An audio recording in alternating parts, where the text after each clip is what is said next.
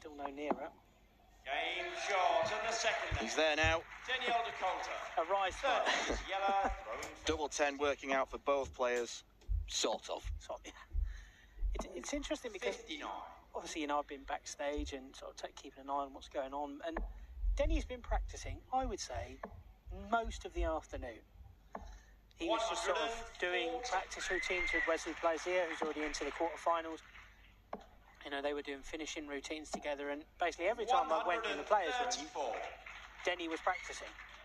And he was either doing scoring practice or the finishing stuff with Wesley, or he was just throwing in rhythm with Thomas Younghans at one point before Thomas's game this afternoon. So he's been practicing a lot, and it's always a tricky one, I think, for players. 168. Trying to gauge how much practice to do before a game. I know there's all those stories about, Mervyn King being the first one in the venue all the time. That was very much Denny this afternoon, which I think makes those misses, particularly for him, at the double in the last leg, even more annoying. Because you've put the work in the afternoon. Yeah, it's always a fine balance, because there's an argument to say that sometimes players can over-practice and they overuse their arm and their shoulders. 140. Yellow, you require 80. 80 is a very yellow class and check out, but he had to go 25 and bull. 40. And then didn't hit the 25 first time of asking.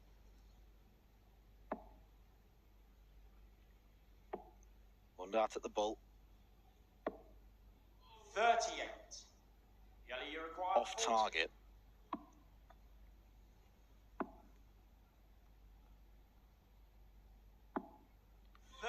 Well, I wasn't expecting this amount of missed doubles. No, and Denny electing to take a minute rather than just immediately following in as he would normally do, I think, because he realises that he's not going to get many chances to break in this match. Goes across for double 18. Game shot. And he does break the throw. Denny Aldercoulter. Denny Aldercoulter looking to spoil the Classen party. Not so classy Classen right now. To throw first. Game on.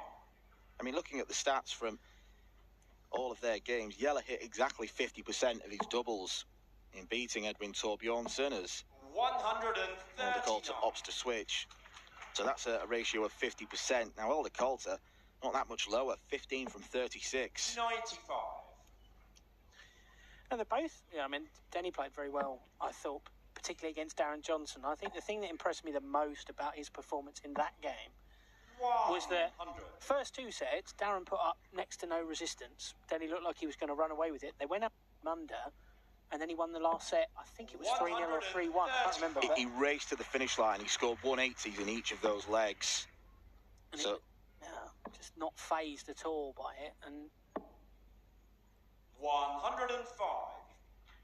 Doesn't seem too fazed by his own missed doubles so far. 57. Denny, you require 157. He has an outside chance to take the set in the next 3 darts, but he'll have more chances. 99.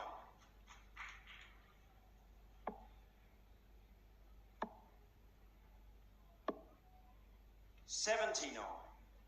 Denny, you require 58. Tops for Denny. Game shot. Denny Aldercoulter takes the first set off Yella Classen in this World Championship. Not a classic set of darts by any means. It was sort of ruined by the second leg, really, with all those missed darts at double. But it is Aldercoulter who nudges himself in front. 125. And just looking at the head-to-head record between them, they've met 3 times before, and Aldercoulter has come out on top twice. 96. Once at Q School, and once in a European Tour qualifier. He managed to average 96.7 in that qualifier for the Czech Darts Open last year. Get the feeling that they are 2 players who could bring the best out of each other, particularly in the scoring phase. While Denny maybe isn't quite as rapid as Yella, He doesn't like to mess about. 100.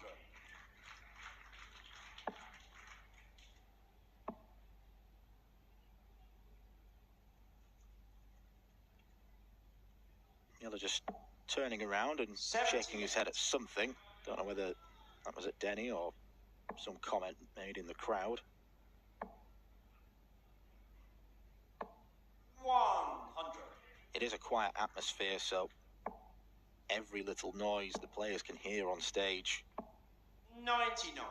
Denny, you require 100. Good job we're far enough for them not to look at us. Absolutely. Oh, treble. No. 60. We've not seen the Denny, you 170 require yet this 170. week. And we're not going to see it here. Andy Bartons did set the highest checkout of the tournament last night. A brilliant 160 in the first leg of the match against Gary Stone.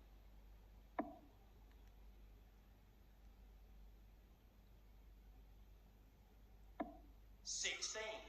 But it's quite high there from Denny. He would have thought he would have come down after the first one, but Yeah, he's had a few goes at tops that have been closer to the metal numbers. Can still go. Treble 18 leaves the bullseye 86. just wide. Denny, you require 40. Game shot. That's perfect. Denny holding fault. Second leg is yellow, going first.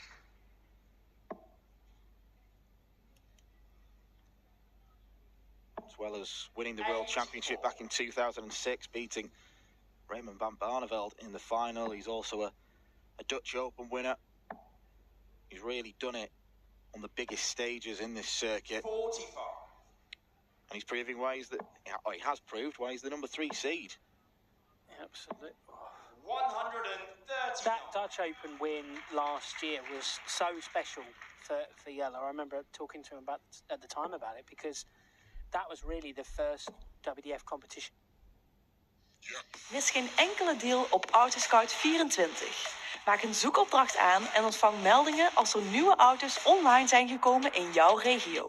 Bespaar nu minstens 5% met de Autoscout 24 superdeals.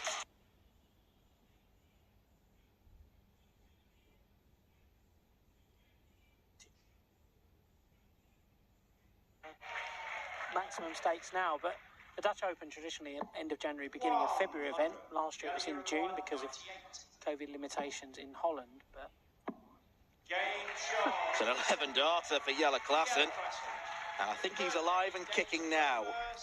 exactly, yeah, those errant darts that were drifting into the 5 and 7, nowhere to be found in that leg. Very impressive. But yeah, that final, Jelle beat Mark Barilli in the final of the Dutch Open, and he changed his walk on 140.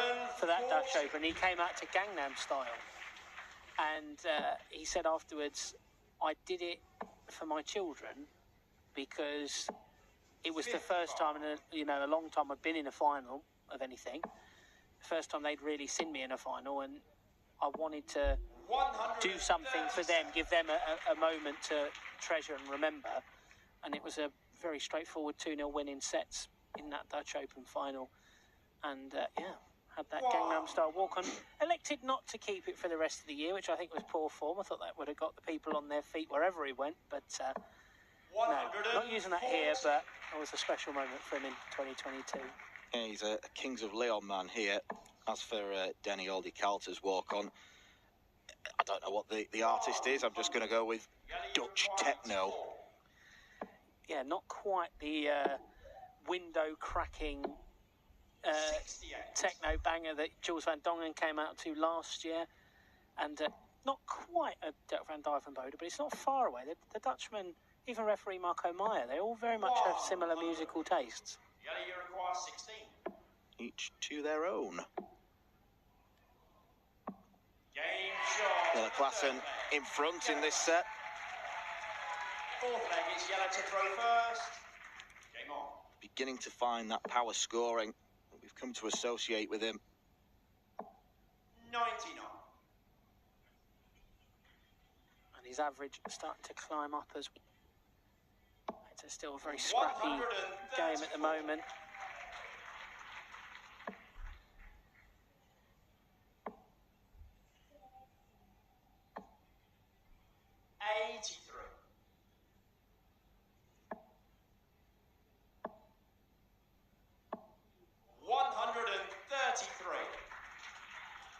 Just regularly picking off 2 big trebles a visit. 60. Denny doesn't really have an answer right now. 135. Didn't have to entertain the prospect of going for the bull. 73. Did anyway. Yeah, why not? Kind of show a bit of flair every now and again. Part 73 of players making commentators look like mugs. Yellow, you require 62. Double 16. Jelle Klaassen is certainly no mug.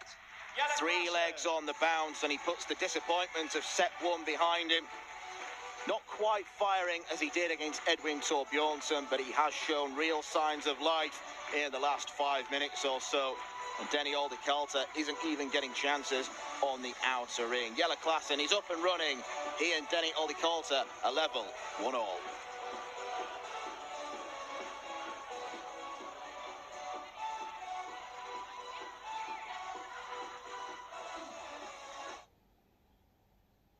This program is brought to you by Benji Marine Engine Repair and Trading. Specialized in Wärtsilä engines with a 24-hour-a-day, high-quality, worldwide service. And by Hemeco Storage Systems, your one-stop storage system solution with over 100 years of experience. The 45th annual Win More Fleetwood Memorial Las Vegas Open will be held from January 19th till the 21st. Sin City welcomes you to come and play in the entertainment capital of the world. Both men's and women's champions will win places at the 2024 WDF World Championships. The Romanian Darts Festival is from January the 26th till January the 28th. Come join the party in Bucharest. Register to play by Wednesday the 24th of January. The Toto Dutch Open Darts is held from February 1st till February 4th. Registration is open until January the 16th. The Toto Dutch Open Darts is by far the largest darts party in the world that you should not miss. And the men's and women's champions go to the Lakeside in December 2024. The Swiss Open and Helvetia Open tournaments are held from May 31st till June the 2nd. One of the longest running tournaments in Europe invites you to join them in the most beautiful surroundings you'll find in Europe. The Swedish Open and Masters is held from August 16th till 18th. A popular tournament for many of Europe's best aerosmiths. For more information on each of these tournaments, go to the link in the description. A special thank you to our tournament sponsors, Winmore, A&G Travel Group, iDarts, Dart Connect, CT1 and Quiff.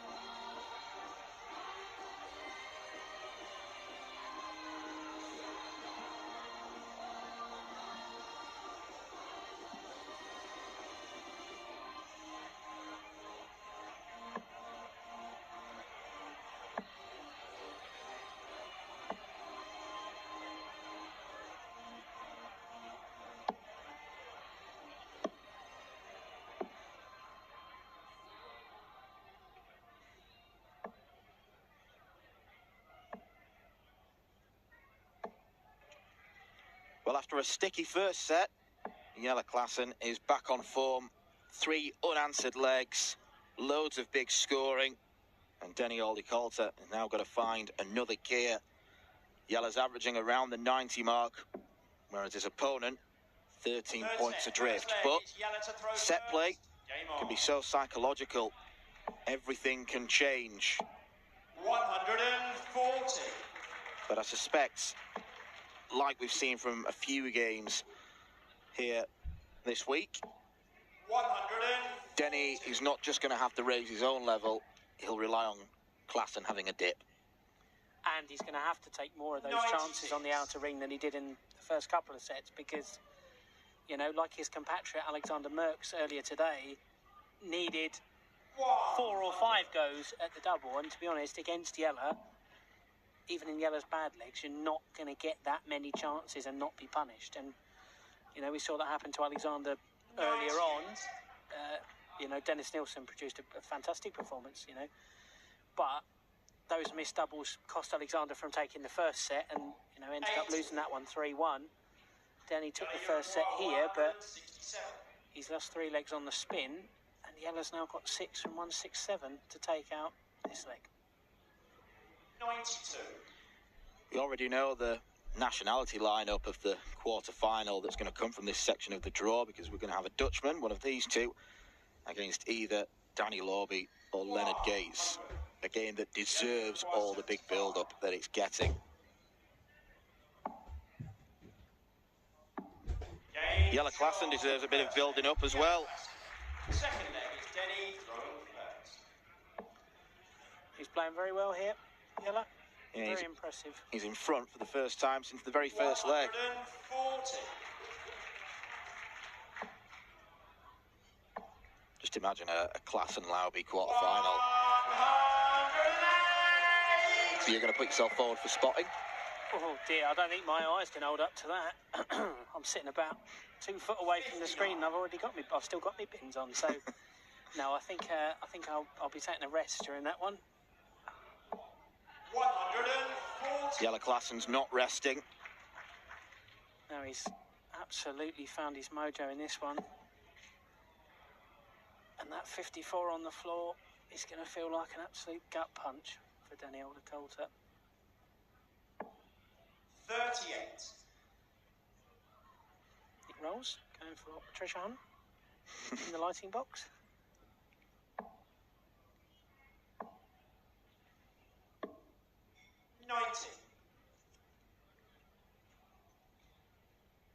Just looks so cool right now. 140. Yanni required 91. Oh, he went double-double. 30. I had a feeling that he was going to stay there, to be honest. 124. Showing the respect that his compatriot deserves. But the other will come back. 42. Yanni requires 60. For a break. 40. Denny requires. Denny's not had a go at a double since the first leg of the second set. But he's going to have 2 goes now. Game And shot. at the second time of asking, Denny he gets it. Third leg. Nicely done from Denny Oldercoulter. Maybe we've been too quick to write the obituary. 93. He stopped the rot, which was the most important thing, because I think if Jelle had taken the break there and had the darts to throw for the set, that's when I think you start to see sinking without trace. That was a good finish under pressure, and Jelle pulls those 2 both low. That's when I think you start to see sinking without trace. That was a good finish under pressure, and Jelle pulls those 2 both low. 58. I know he spoke in his interview after his win after the game with Edwin Torbjornsson, and Jelle said, you know, if the first dart goes in the treble, I know I'm going to have a good evening. When they start coming low, that's when I have to start chasing them around the board. So that's the main thing to watch for with the Cobra. Again, a low one. Those 2 weren't. 134. Pretty handy at the old chasing. Yeah, you perhaps describe Jelle Klassen as one of the ultimate first dart merchants in darts. If that first one is particularly high in the treble 20 bed, he'll just follow them in for fun. 49.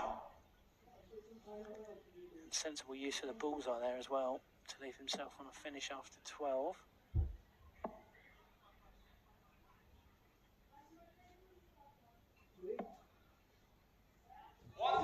127.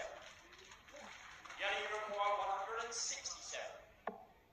This will be nice. 99. Denny, you require Yellow's going to have to wait and hope.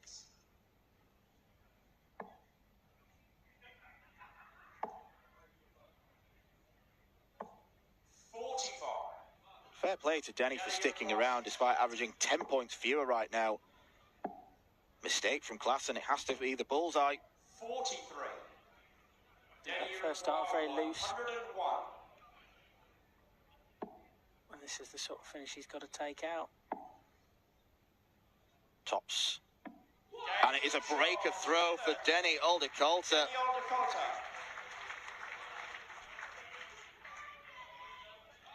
And a big roar of emotion there from Aldercoulter, from a Swedish Masters champion, because I think he knows that that was a very big leg, and now he's throwing for this third set, despite, as you say, the stats, to a casual observer, suggesting that he should be dead and buried already. But what don't they write on trophies? They don't write averages on trophies. There we go. I think every darts player needs that phrase tattooed on them somewhere. Yeah, as I say, there was one I got from Martin Adams, but it's not quite not quite suitable for pre-watershed, so I'll have to hold off on that one for now. Yeah, well, we've got an hour and a half. 93.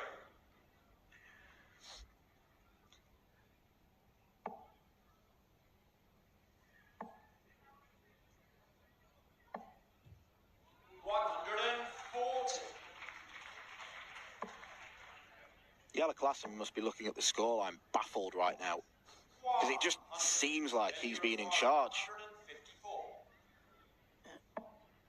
Somehow it's Denny that's won more legs in this match, and it's Denny that's, in theory, going to get down to a double. Well, he's going to get a shot at a double first, in theory. Although that, he made a bit of a pig's ear of that. Yeah, he'll have to find a treble 20 to get a shot at tops.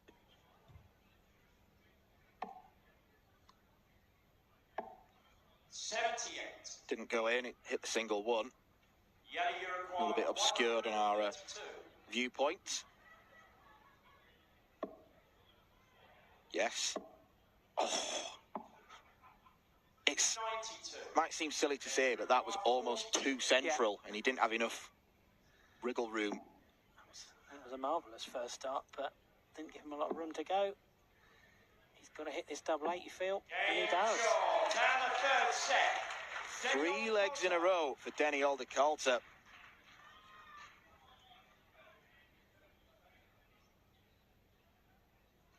Fourth set, first leg. Just goes to the table and hydrates himself some more.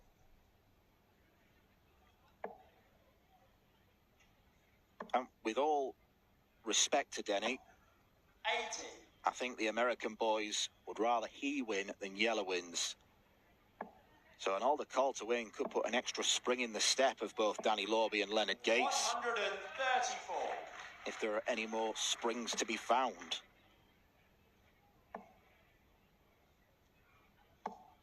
41.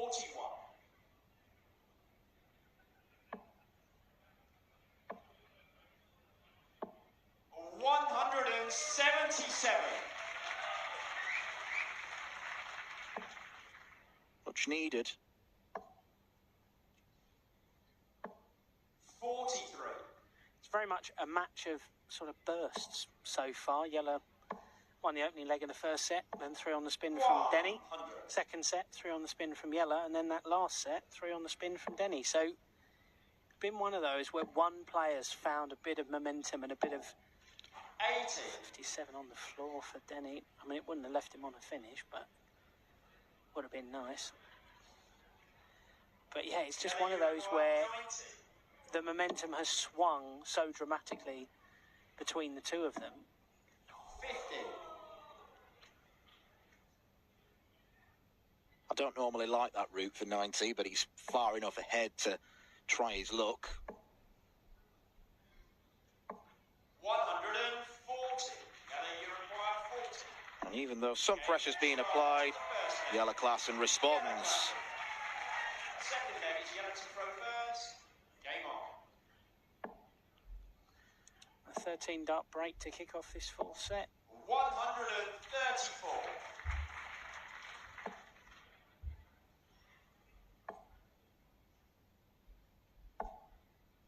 140. I mean, Yella's been a fantastic 99. advocate of the WDF Tour since losing his tour card. He's gone to a number of tournaments, and the sort of tournaments you wouldn't necessarily have expected a former world champion to go to. But him and young Moreno Blom, who we saw in action earlier in the tournament, they've been to Hungary, they've been to Finland, they've been to Malta. They've basically gone anywhere they can to play good competitive darts, play pairs with each other. And Yella's had a lot of success. Most places he's gone, winning titles in, as I say, Hungary, Malta, won the Irish Open back in 2022 as well. And he's one of those players, like we spoke about Neil Duff earlier in the week, that when players see him in the draw, it's like, ooh, I might be third place in my local pub in Helsinki, but I get to play Jelle Klaasen in the first round of the Finnish Open. It's a tremendous honour and privilege for those players, and of course, a big scalp that they're all chasing. It's deja vu. Another single dart needed for tops. And the good thing is for Jelle Klaasen as well, it's match practice for him, but he goes to those tournaments thinking, I'm probably going to win this. Without being complacent, he's just got that ability that others don't. Exactly. And then sometimes he runs into Moreno, and then they have a very fast, very entertaining game. As I remember them, I think it was Hungary earlier this year. It was, 5-4, something to that effect, and, 9 180s between them. It was tremendous. 96.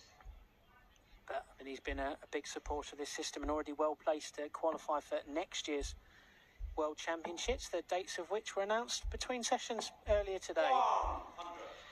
Yeah, we'll be starting on Friday rather than Saturday next year. Friday the 29th of November. Tournament concluding on December the 8th. 81. And tickets are going on sale on Sunday evening. So if you like what you've seen this week or you've enjoyed being here, make sure you jump on Eventbrite, get your tickets, because next year's tournament will be even bigger and better than this year. And if you can't wait a year, I believe there's still tickets available for Friday and Sunday. Yeah, Saturday. 180.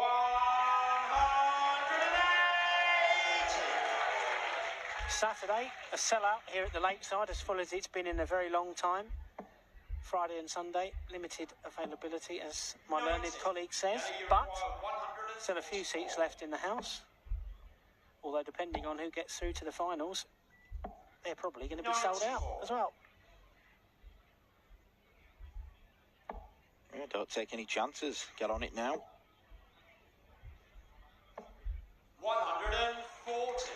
Yeah, you require 50. It's only just in the 10. That's nowhere near. Two bad darts. 30. Denny, you require 72.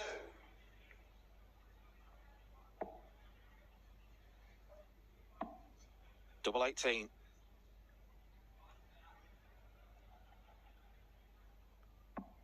54. Danny Aldercoulter Yeah, you has require no 20. answer.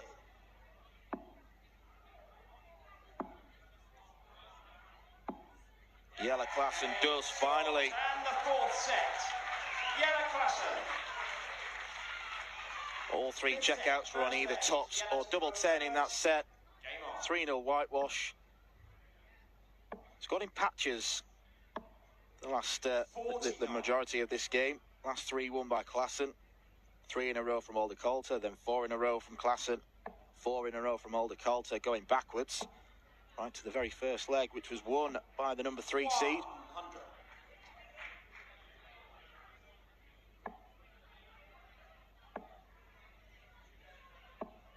59.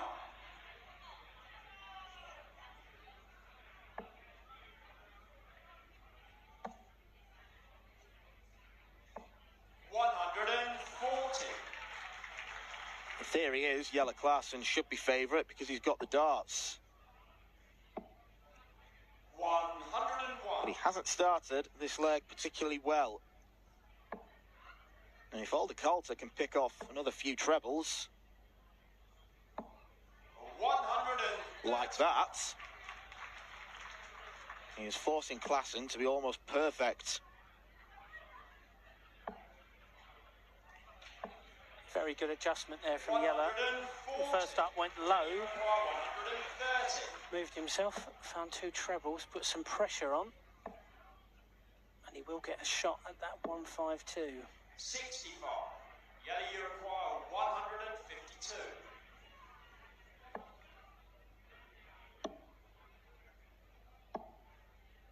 102. Denny, you require 65. Once again, it's rapid-fire thinking. Tops for Alder Coulter. Another break of throw. And to Jelle Klaassen, Denny Alder Coulter must be like a wasp around him right now. Yep. Second leg is Denny to throw first. You see Yella at the back of the stage, just sort of having a stretch, trying to find that extra little bit of something, because, as you say, Denny's been dogged, he's been impressive, and he's found the big visits and the finishes when he's needed them, and he's now just 2 legs away from a maiden lakeside quarter-final.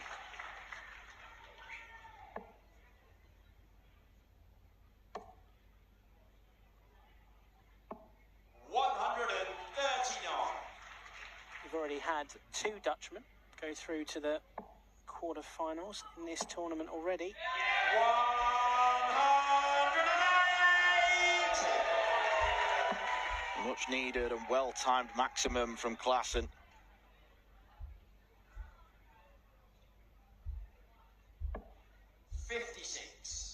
And he's going to be the first to a finish,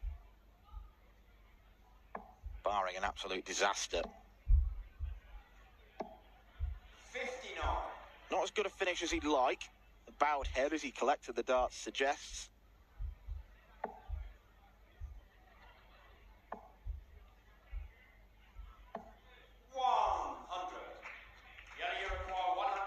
It's a better one for the younger Dutchman.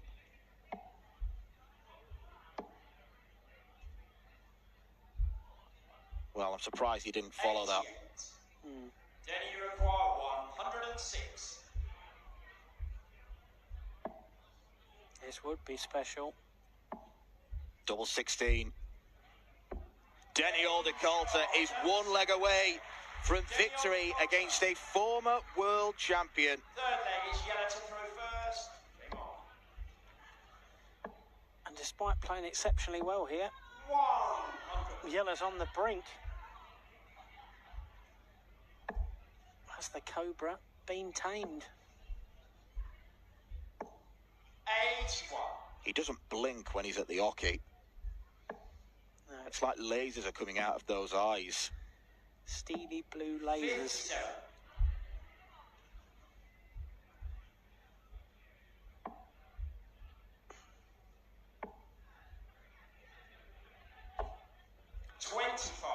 I was about to say all that practice earlier today clearly has been paying dividends, but that's been his worst visit of the match so far, and has very much opened the door for Jelle Klaassen.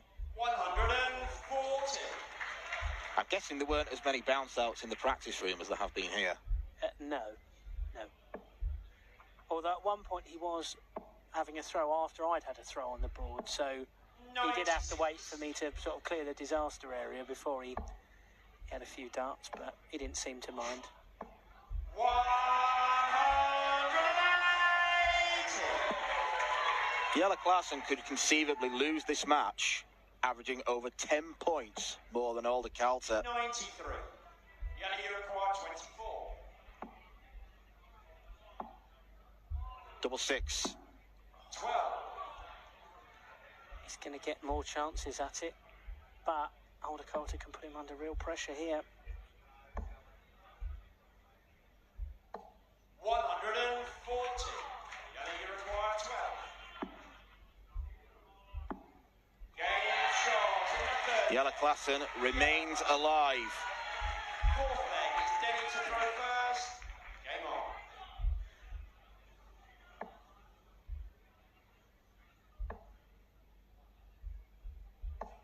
100. And that is a very good start to what could be a match-winning leg.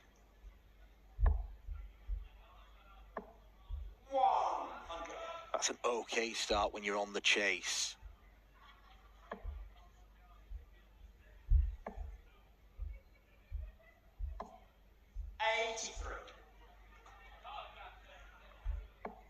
This visit is crucial. 139.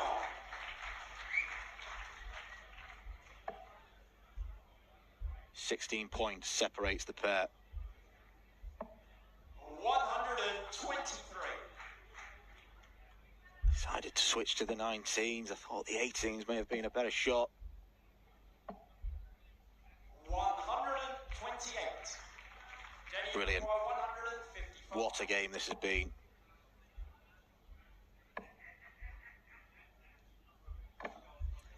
And we might have another leg because Denny Aldi-Coulter is getting no look whatsoever.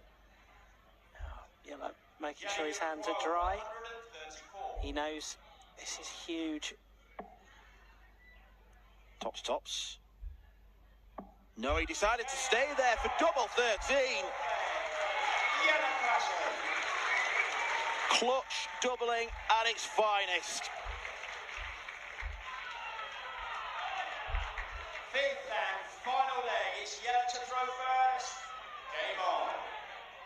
He has clung on to the life raft. And now it's a one-leg shootout to see who joins fellow compatriots Wesley Plaisier and Chris Landman in the quarterfinals tomorrow. I mean, if yellow either man wins here, Denny, tremendous upset if he goes through. Huge confidence booster for him, but if yellow goes through, he's going to know he's been in a battle. 91. And he'll have a big one tomorrow.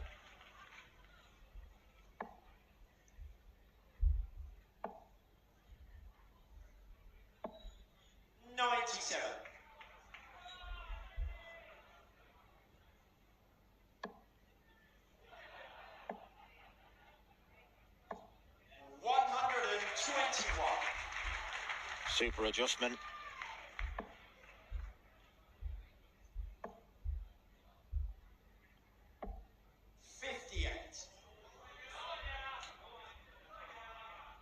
Well, you heard the ewes from the crowd. They know that is a bad time to come up short on the trebles. 85. Fantastic find with that last start. Looked like it was going to be a wasted visit.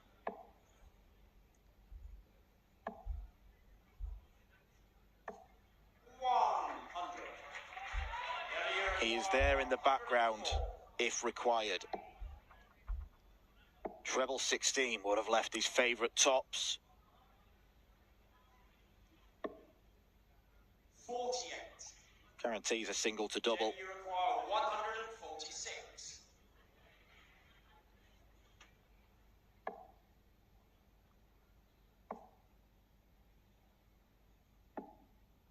90.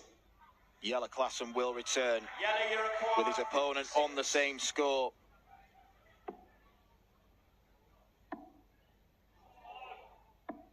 Two match darts have gone.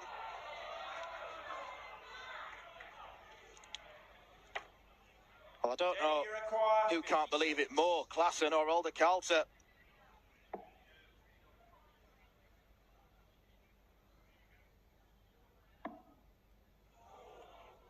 Just below.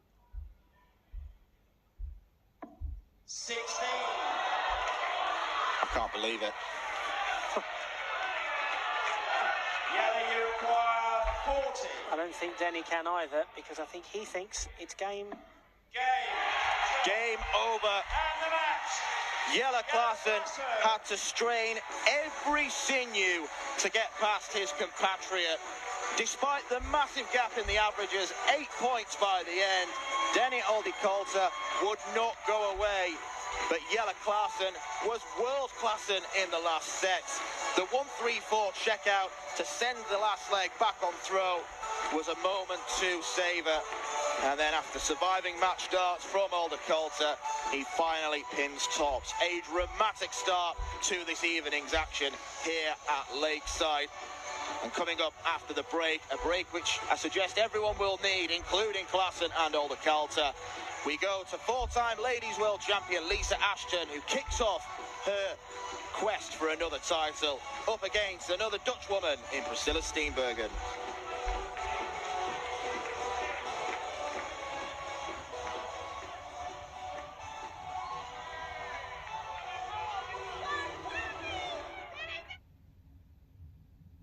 This program is brought to you by Benji Marine Engine Repair and Trading, specialized in Wärtsilä engines with a 24-hour-a-day, high-quality, worldwide service.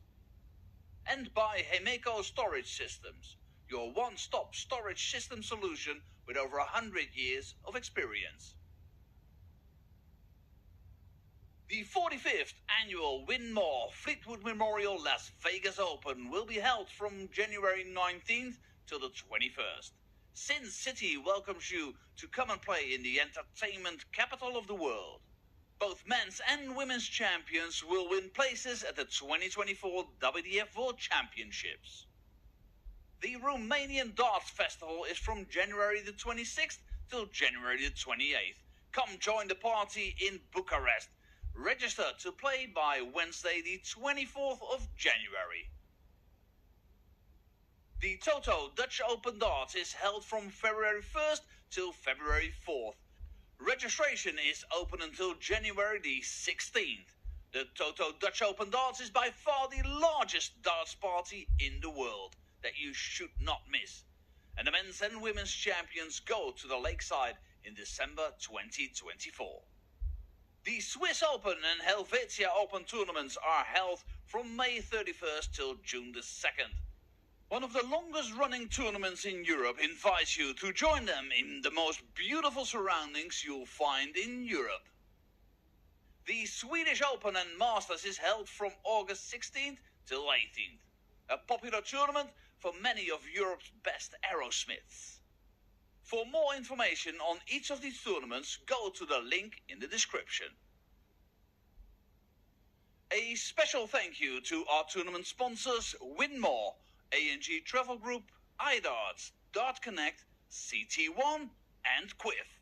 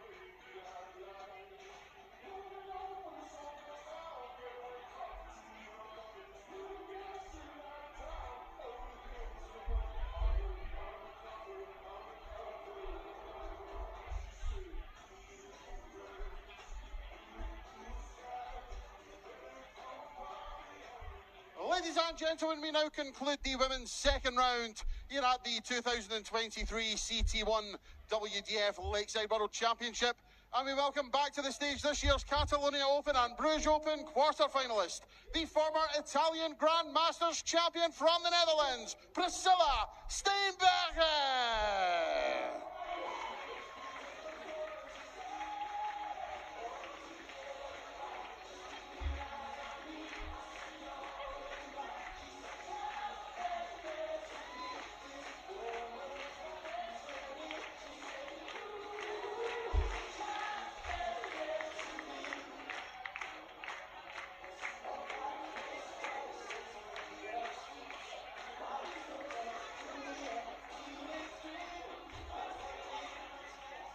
We now welcome to the stage the reigning Australian Darts Open champion, the four-time Lakeside World Champion, the Lancashire Rose, Lisa Ashton!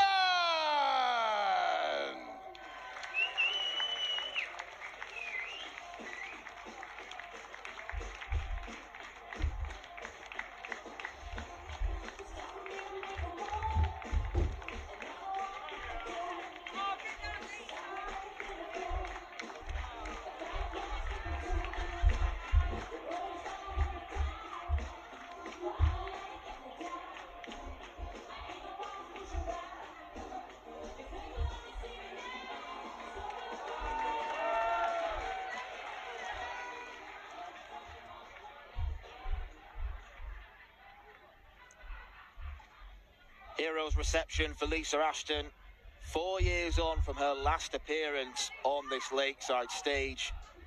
One of the most successful female players of all time. Only Trina Gulliver has won more titles on this stage than Lisa Ashton. And even at 53 years old, she is still going strongly and still wanting to compete and play darts wherever she can. You've got to give huge credit to someone for going over to Australia and scooping the title. The long journey did not put her off. Wins in finals against Dita Hedman, Fallon Sherritt, Corinne Hammond and Anastasia Dobromoslova have cemented her legacy on this place. However, this year maybe hasn't gone quite to plan for her. In the last few months she had elbow surgery, so we've got to wait and see really where her game is. She's up against Priscilla Steenbergen, who is a capable player who beat Kim Mitchell in round one. But everything, statistically and experience-wise, does point to a Lisa Ashton victory, Andrew. Absolutely. You know, she's a veteran at this stage. As you said, a four-time champion, and, you know, very much the plan for her this year. It's the drive for 5. She wants another star on the collar of her shirt, and the journey to that begins here against Priscilla. I had a good chat with Lisa this morning. She was practicing with Kirsty Hutchinson, although admittedly Lisa did seem a little more interested in what I got from the bakery this morning than chatting too much about her game this evening. But those are interested. I had a cheese and onion pasty and a flapjack. I was about to ask, and thank you for providing the answer. 2 bounce outs in the first 9 darts will not exactly fill Lisa Ashton with great confidence, and neither will all these trebles that Priscilla's picking off.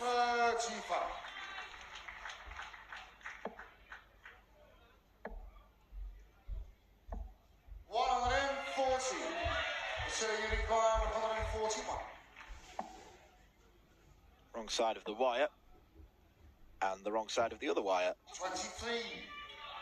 Bit of a slip, but Lisa Ashton's not on a finish. 121. So you require 118. 18. Double 2 now.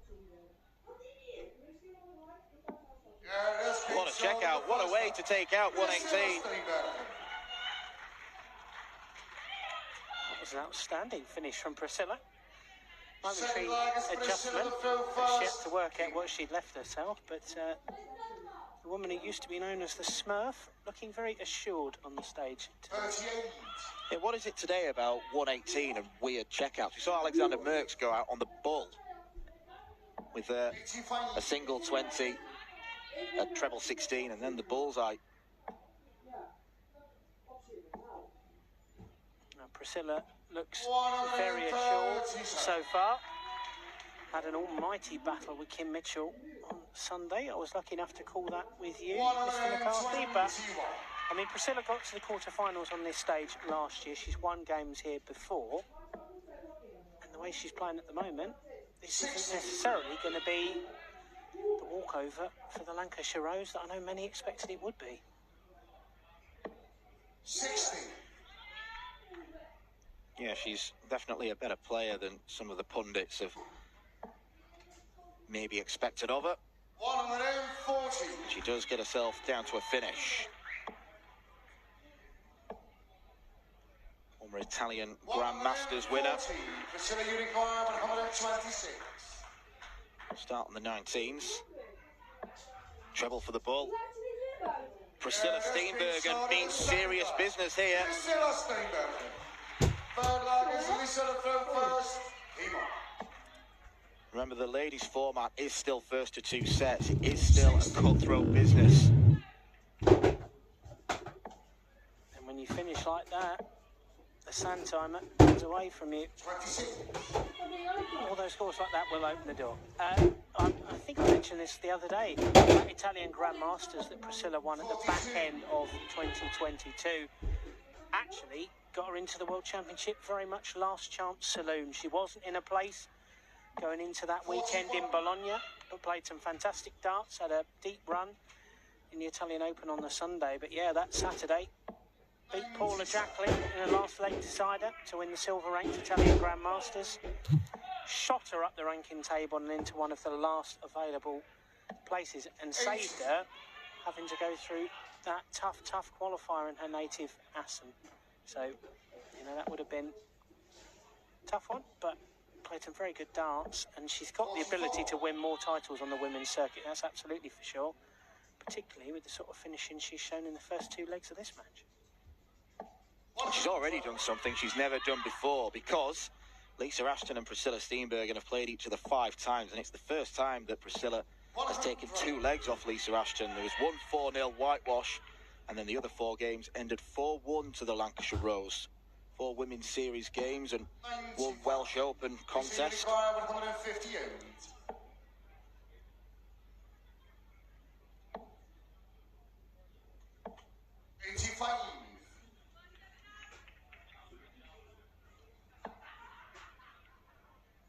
No finish available on 159. Instead, she'll have to settle for a fabulous setup, even though the third dart was a little bit dodgy. Tops for Lisa. 53. She misses her first dart at a double. 20. And that's a first dart missed at a double for Priscilla, followed by a second, but the third is there.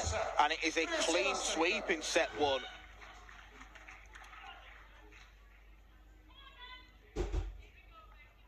And if you asked 100 people watching this whether they expected that, First leg, it's Priscilla to throw first. I would hazard a guess that none of them would say yes. 100.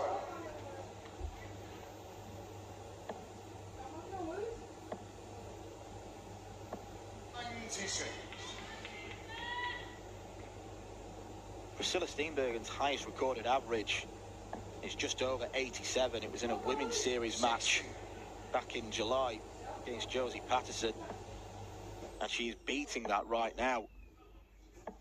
83. The phrase we often use in commentary is performance of a lifetime, and this quite literally is it. 100.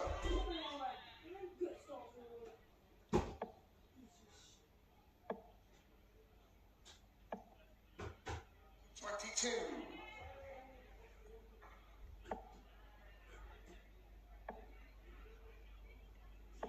45.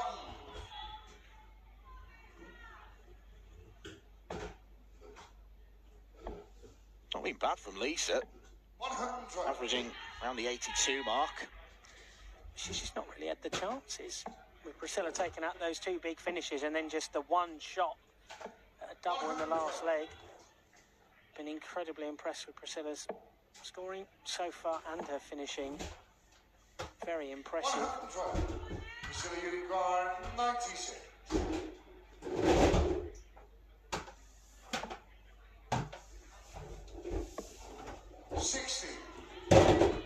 Lovely setup though. Finding the outer ball. The one place on the board you can't afford to hit if you're left on a ton. Priscilla Unicorn, 36.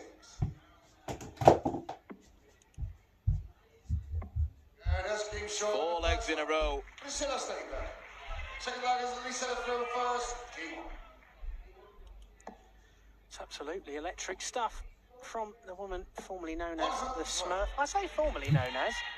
Anthony's not introduced her as the Smurf, so I'm not sure whether that's been kiboshed since she last played here. 60. We'll say formerly. I mean, she's dressed in yellow, so she probably doesn't want to be associated with the Smurfs anymore. No, the small blue people are out, and the fantastic darts are very much in for Priscilla, who was a standout youth player for the Netherlands before moving to the senior tour.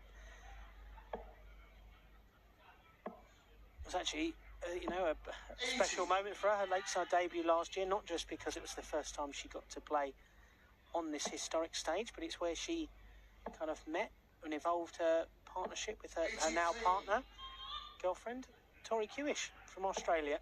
This is where they really bonded last year, and now very happy living together in the Netherlands. So Tori's playing on the European circuit now. Had some hand troubles, but very much getting back to her best, and is someone we may well see on this stage next year.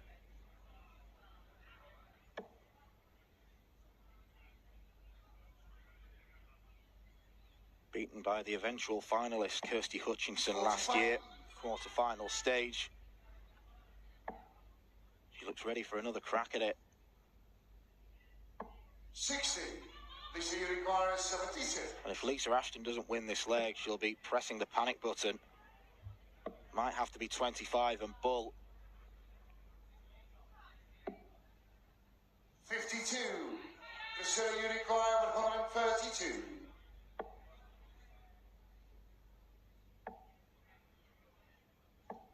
34. Lisa Unicorn, 24. The crowd are keen, and Lisa Ashton gives them what they want. Want to see the Lancashire Rose winning. Yeah, and she had to take that one because Priscilla had very much gone off the boil. 80. Not quite sure what happened there. Stayed in the board, so 3 points more than it could have been. 100. Yeah, I don't know which law of physics suggested that could stay in the board. 41.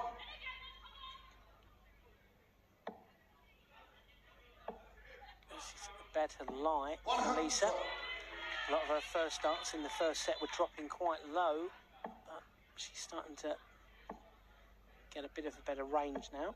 41. Of course, the last time Lisa was here, she also suffered a first game exit, going out to the talented Japanese two-time world champion Mikuru Suzuki. So she's not won a game here since 2018, and she's got a work cut out for her if she's to win here.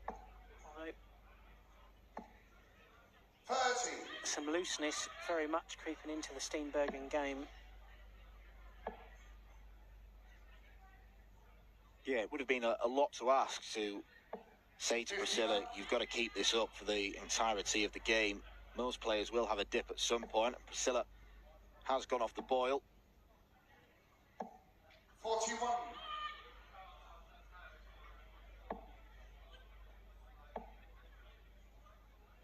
100.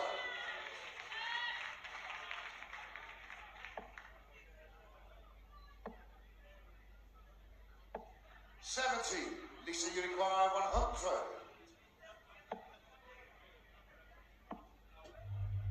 Just needs to stay straight. 60 gives her a chance at tops.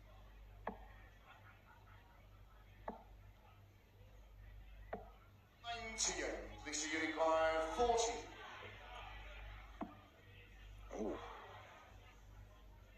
Has to burn a dart to get to a double. 24. Double 16 doesn't prove kind. 100. Priscilla not really in this leg.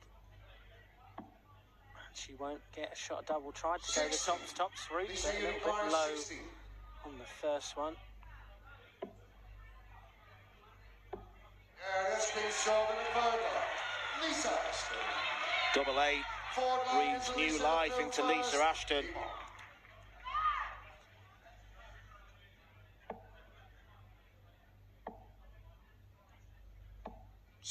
Priscilla Steenbergen must be absolutely ruining the lack of scoring power in the previous leg. 22. And this leg, by the looks of things. Last leg, she was drifting to the left, a lot of fives, and 60. This time you feel trying to overcorrect. It goes the other way into the one. Straight to this time, mate. 45.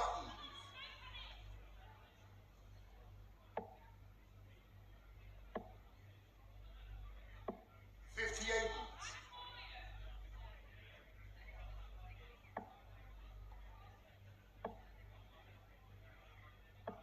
83.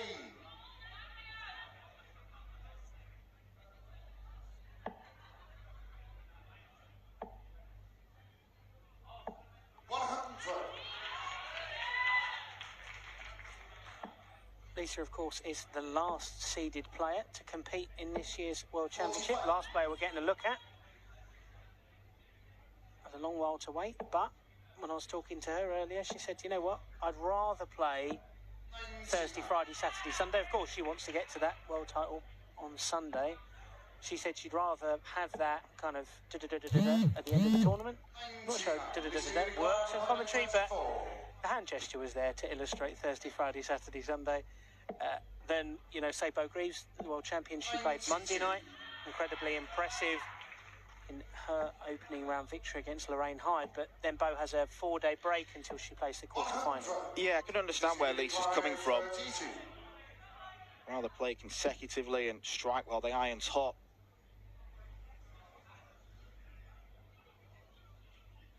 It's almost thrown from the players' room.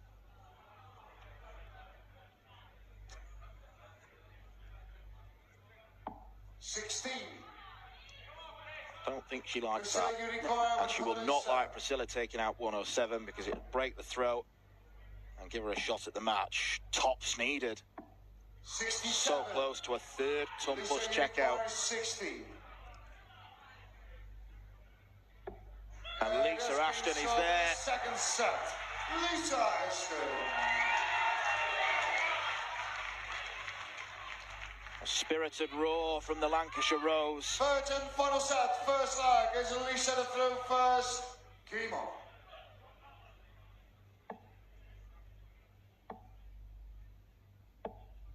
Still shaking her head, still not particularly happy with the way she's playing. 41.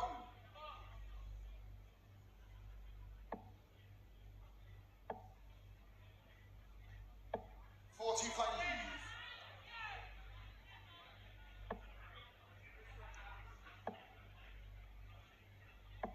99.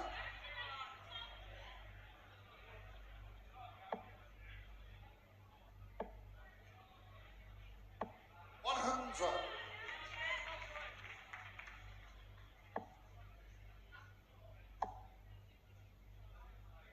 100.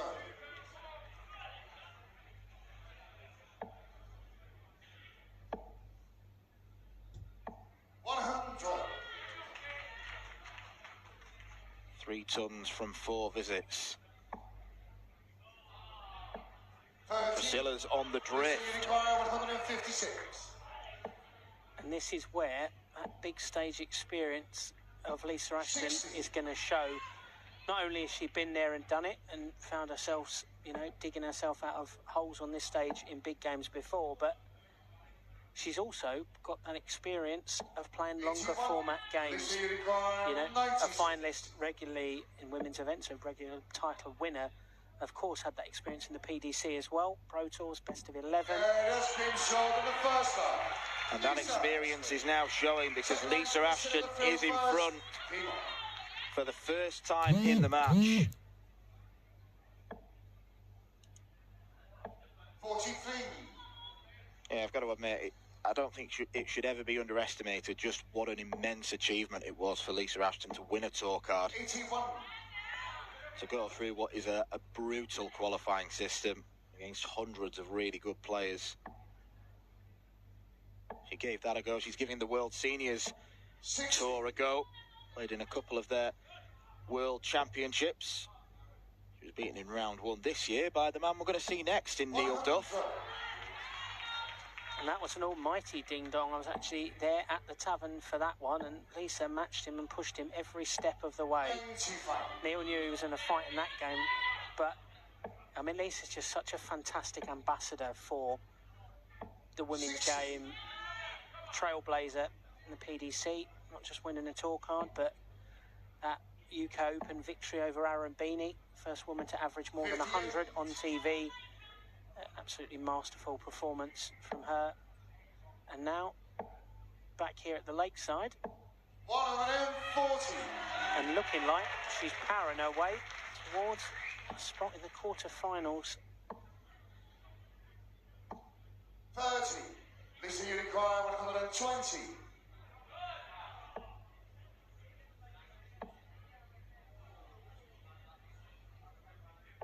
60. You do have to feel for Priscilla because she started so strongly here, and it's just started to get a bit wayward and a bit loose here. Double 15. 45. She goes inside. 155.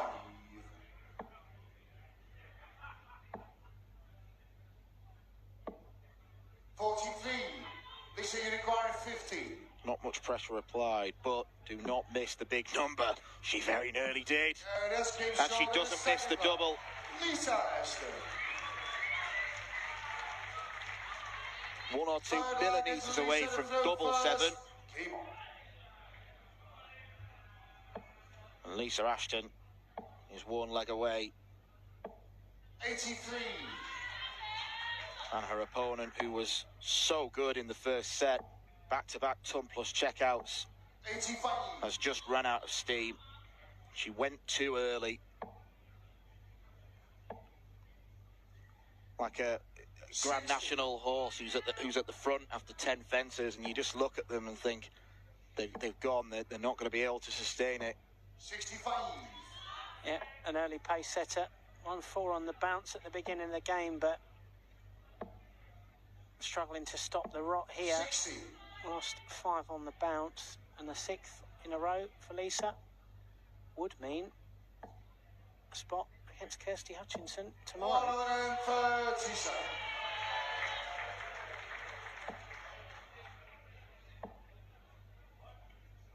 A match which sounds like it could be an absolute corker.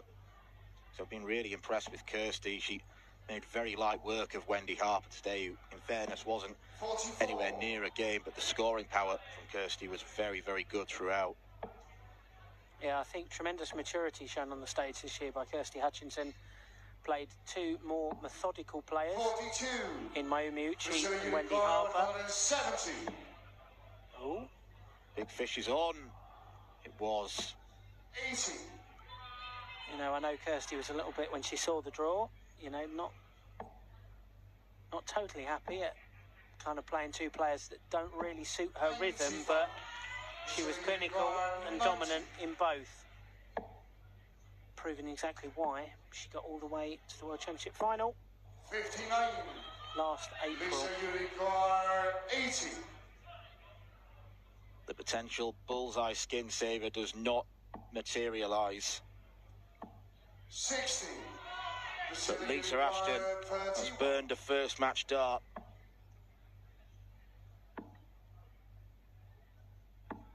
3. Lisa, you require 20.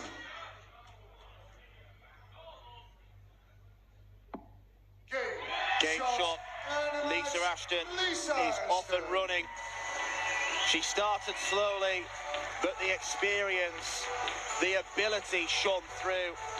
It is a learning curve for Priscilla Steenbergen, who will no doubt go on to improve, but unfortunately she came up short against one of the most successful women to ever take part on this stage. Lisa Ashton is through to the quarterfinals of the Women's World Championship. Coming up after the break, we're going to revert back to the men's draw, where we've got another great looking tie between the defending champion Neil Duff, looking to retain his title. He goes up against the Yorkshireman, the number 15 seed, Martin Turner.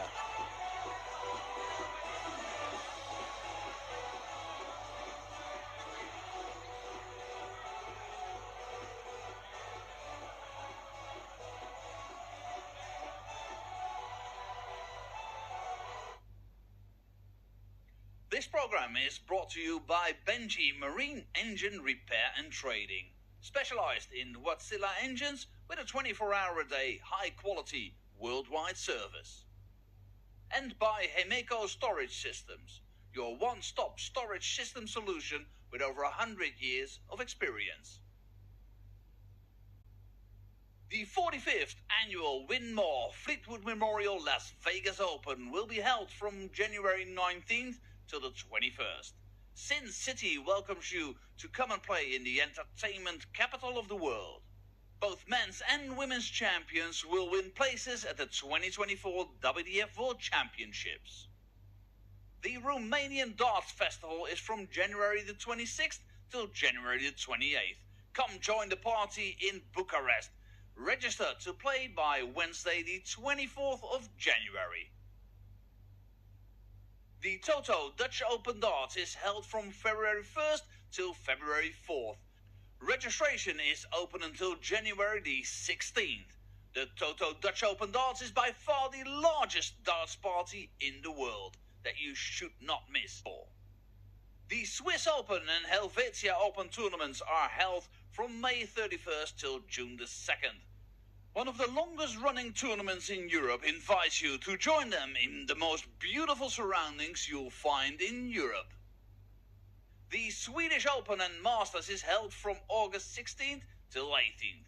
A popular tournament for many of Europe's best aerosmiths. For more information on each of these tournaments, go to the link in the description. A special thank you to our tournament sponsors Win More, A&G Travel Group, iDarts, Dart Connect, CT1 and Quiff.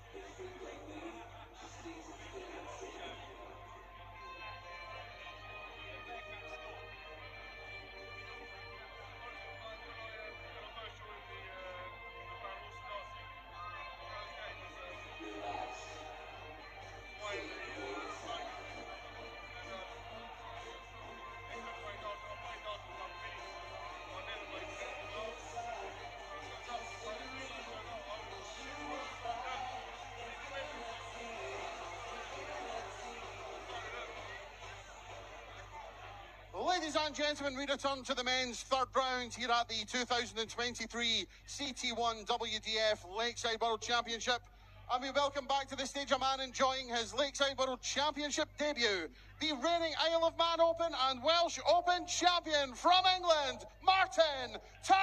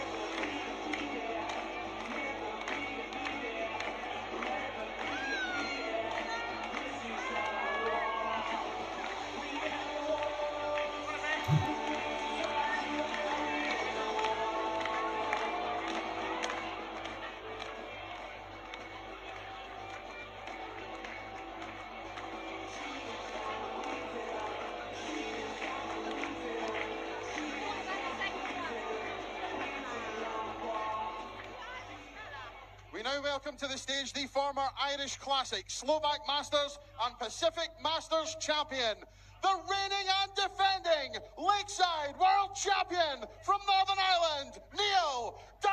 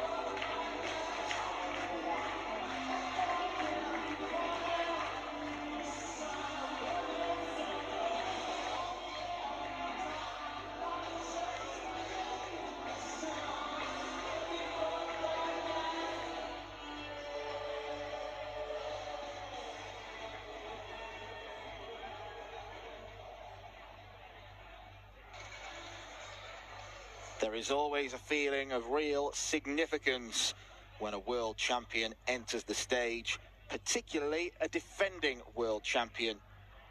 Neil Duff looking to follow in the footsteps of Raymond van Barneveld and Glenn Durrant in retaining their first world championship title. To do that, he's got to get past the number 15 seed Martin Turner, who successfully navigated an awkward-looking contest with Liam Maindel-Lawrence. Neil Duff did exactly the same against someone the complete opposite, really, to the German Reino Blom, the very, very fast Dutchman. But it was a professional performance from Duff. He ended up winning fairly comfortably without starring himself. He's had an okay year, still the number 2 seed, still one of the men to beat, still loving his darts, playing across as many different circuits as possible. For this year at least, he is the man to beat. Martin Turner looking to do it as well. And it's also notable that these are the last British hopefuls in the field. It truly has been a world championship this year. Andrew Sinclair, how do you assess Neil Duff's year so far since he won at Lakeside, and how far do you think he'll go in the competition?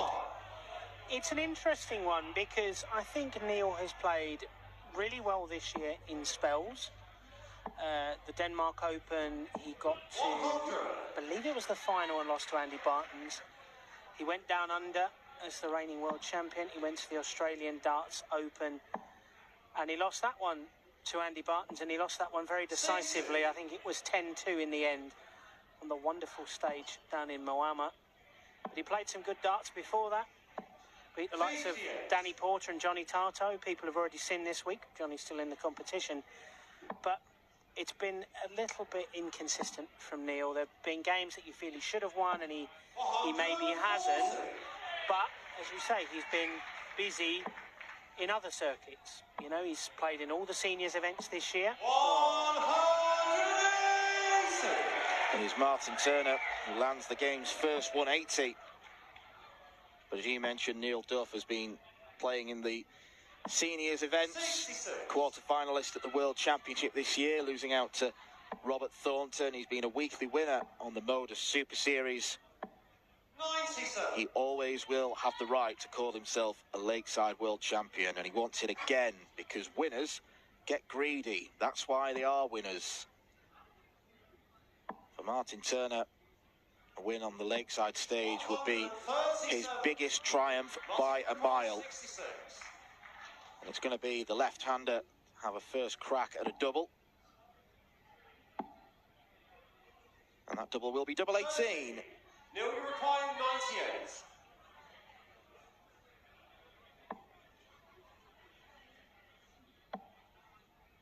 Double 12 for Neil Duff and an early break of throw. 74.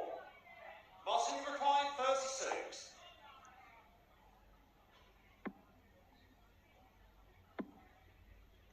Getting further away. Game shot. Martin Turner, fourth time of asking with a dart and a double, wins the leg. Nice early settler for him, because I can imagine facing a world champion is a bit of a daunting prospect, even though, of course, he is more than capable of winning this. Absolutely, and I have to say I was delighted for Martin the other day. You know, he's someone I've spoken to in the past, and I think he's got a fascinating story, you know, of getting to this point. He was a successful local player, Super League player, county player, went on the PDC tour about 10 years ago, him and Darren Johnson. 85.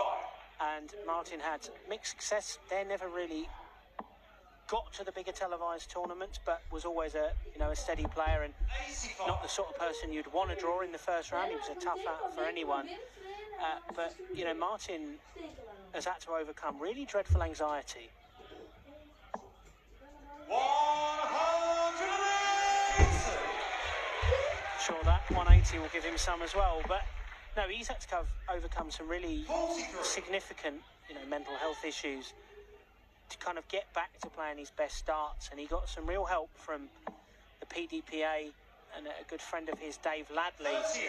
another experienced player, and that's really helped Martin. It's brought him out of his shell a bit more, and yeah, since the end of the pandemic, him and Darren out and about this tour and the seniors. Didn't need to start on the 18s on 1-8 with Martin Turner some way back. It's the one meeting between the pair. Quarter-final in the Isle of Man Classic, which Duff prevailed 4-2. And he's looking to prevail here. And Top sets him on his way.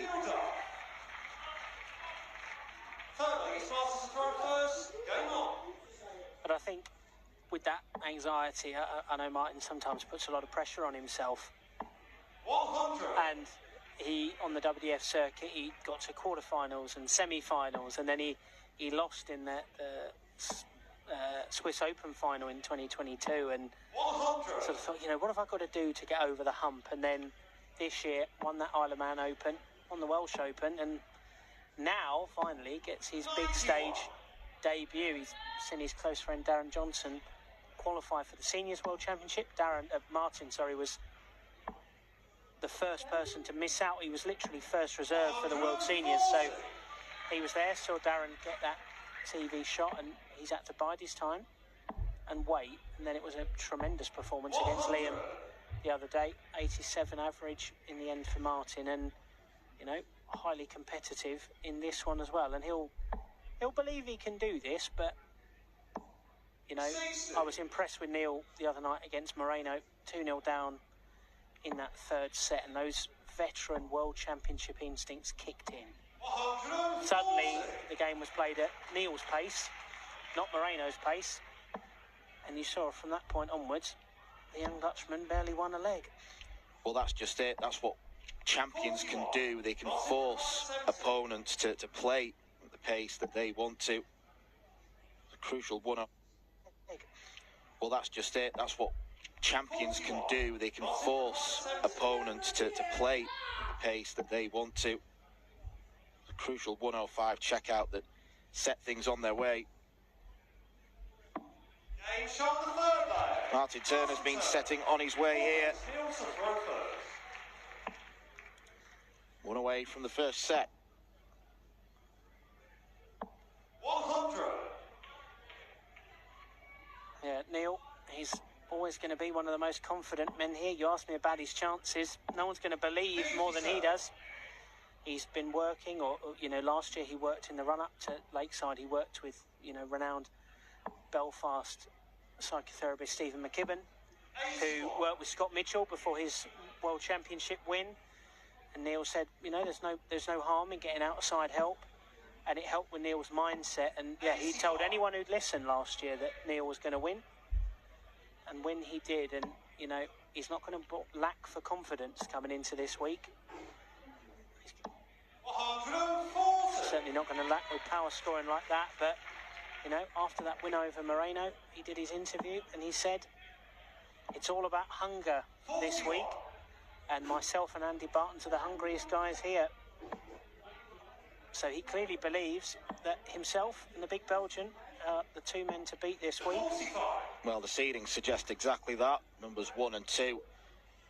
I think what Neil Duff showed last year, particularly in the final against Thibaut Tricot, was bottle more than anything, losing 6 legs in a row to start with. Thibaut going 2 sets to 0 up. But Neil dug in. He might have to dig in here against Martin Turner, because the pair of them are playing some decent darts. Even though Martin's average is a little bit down on Neil's, giving himself chances. A bit like what Denny Aldi-Calter did against Jelle Klaassen in our first game.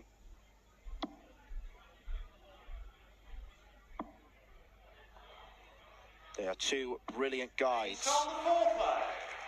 And Neil Duff uses them. Fifth leg, it's Martin to throw first. Go on.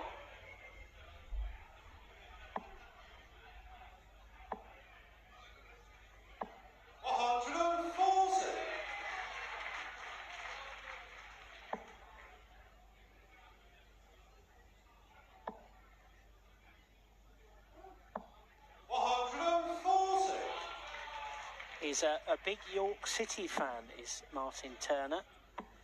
And I remember he once joked to me, my form seems directly related to York's. When they're good, I seem to play quite good. And when they're bad, I'm bad as well. Well, got promotion. Got promotion back to the National League not that long ago. Down the lower reaches of the National League at the moment, but Martin's showing that he belongs at the upper reaches of this tournament so far. Well, I think in future then, rather than checking Martin Turner's results, I'll just look at the National League table. If York are top, I'll be thinking, oh, Martin's probably won a title. 81. Neil, you require 132. Treble 19.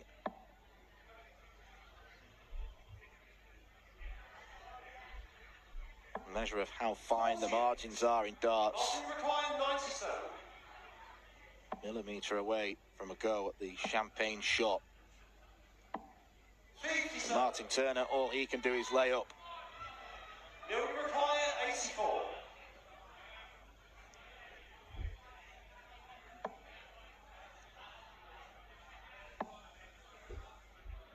The adjustment isn't there.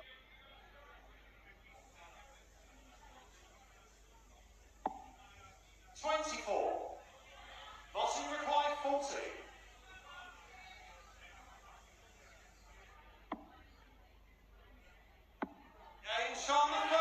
Martin Turner takes the first set on double 10.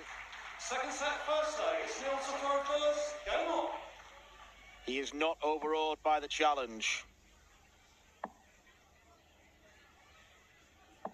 100.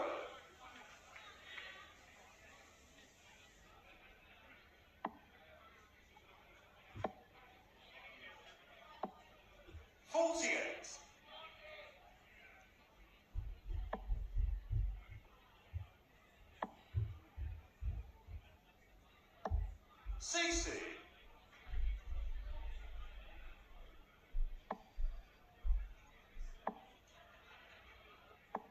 140.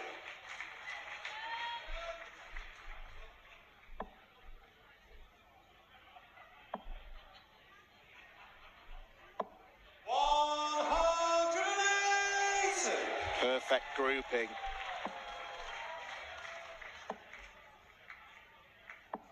60. Newly retired 161.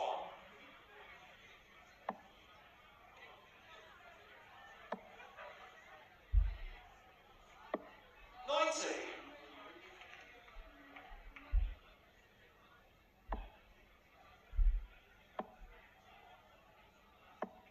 58. Newly retired 71. Double 16. Aim shot the first 14 darter. Nailed it. Second leg starts as the throw first. Game on.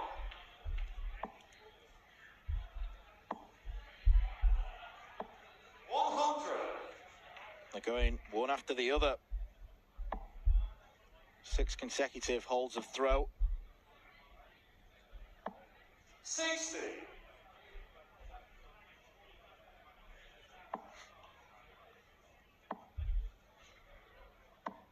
60.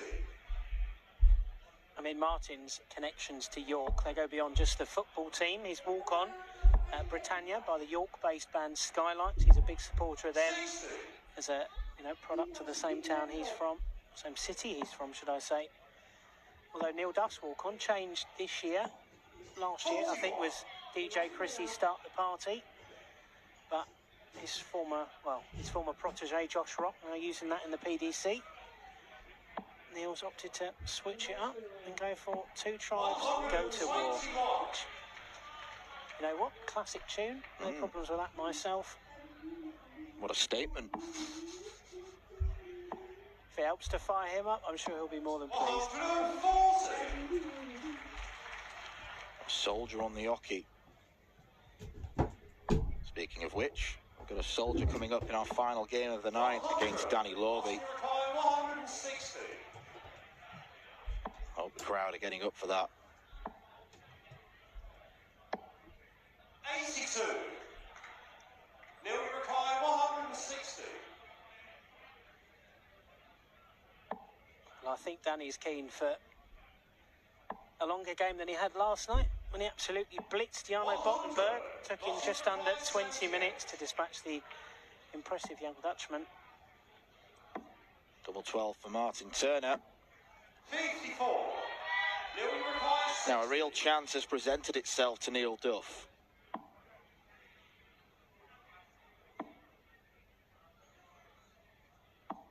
And it's one that he does not take. Mossing retired 24. Game shot the second. A reprieve for Martin Turner. Third leg is Nielsen for a third. So that's 7 holds a throw to start off this penultimate last 16 game in the men's tournament. Martin, the only Englishman left in the field. It's a true sign of how global the WDF is. 9 different nationalities represented in the last 16. Going to have 6 nationalities guaranteed represented in the quarterfinals. It's actually the fewest Englishmen ever in the last 16. Just the 2. James Richardson was dispatched fairly easily in the end last night by the big Dutchman Wesley Plaisier. Martin will be hoping that he doesn't befall the same fate against the world champion. Yeah, it's been 11 years since there was a last time a non-British winner of the men's tournament. It was Christian Kist. 97. We've had Jelle Klaassen, who we saw earlier. Raymond van Barneveld, obviously. But then you've got to go back a little bit further. Tony David in 2002. A certain John Part in 1994. 140. A remarkable story with Tony David, with that victory back in 2002. He came here first in 2001, And it was a bit of a disaster for him. Went out very early. Let's see if Neil can take out this ball. Total 16. He certainly can. He made that finish look a lot easier than it was. Have to utilise the ball like that to get 2 darts and a double. 57. Yeah, Tony came here, was completely overawed by the stage setup at the lakeside. It was much brighter than anything he'd been used to, and he sort of struggled with the bright light a lot in his debut game here at Lakeside. So he went home, changed his setup at home, bought as many portable lights as he could do from the local B&Q home base equivalent in Australia, I think Bunnings or whatever it might be, and basically rigged up a setup at home that was as close as he could possibly get to the Lakeside stage. And he practiced on that hour after hour, day after day, to get here in 2002. And he said, because that is one obstacle I've got out of my way. Now I'm only going to lose if I'm beaten by the better player. And that year, there was no one better than the Australian. Had a lot of people very proud, including his mum and dad, who actually missed the final few legs of that game. Live cast in Australia, the feed cut out in the final set, and they actually had to make a phone call here at the Lakeside all the way down to Queensland to find Tony's parents, and they basically called in the final few legs for them over the phone as their boy made history for Australia. Remarkable tale. 60. So much more to darts than just what's thrown on the hockey. He didn't then complain about tournaments in Australia being too darkly lit, did he? No, absolutely not. No, he didn't like the round robins in Australia, Tony David, but he was happy that he was able to win those tournaments, to be here, and yeah, not necessarily in the best of health these days, Tony, but a remarkable victory back here, 2002. One of the most interesting players I think I've had the pleasure of chatting with. Well, 145 interests Neil Duff. A treble 15 is narrowly avoided. What's in your requires 60? Double 10. Aim shot the foreplay. Martin Turner gets it, levels this set up. And it is a massive leg. Neil Duff holds. We go to the break with both players on 1 set each. Martin Turner breaks, and Neil Duff faces the prospect of winning 3 sets on the bounce. And that is with Martin Turner having won the ball in the back room. 60.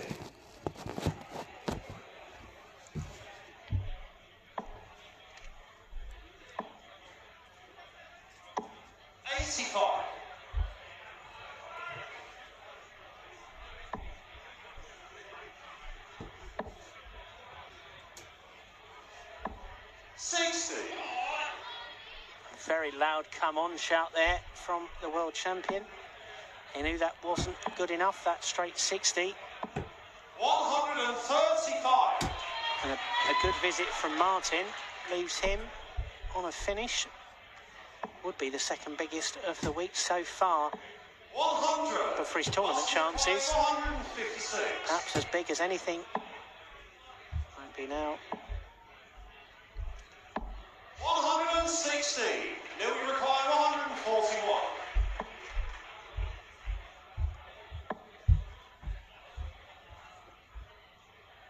And I think he knows what's coming. 89. Mossy required 40. That's not close. Oh, that's kinked over. No score. All around it. Now we require 52. Drew a little equilateral triangle above the 20 with those darts, but none of them were in. That is in straight and true. Neil Duff seemingly cannot believe he has won that second set. And in truth, he probably has gotten away with it. Martin Turner, the second dart, the way it landed over tops and then spun across to the left, made the shot so much more difficult. 10 legs of darts, 10 holes of throw. That equation means it's Martin Turner 1, Neil Duff 1, going into the 5-minute interval.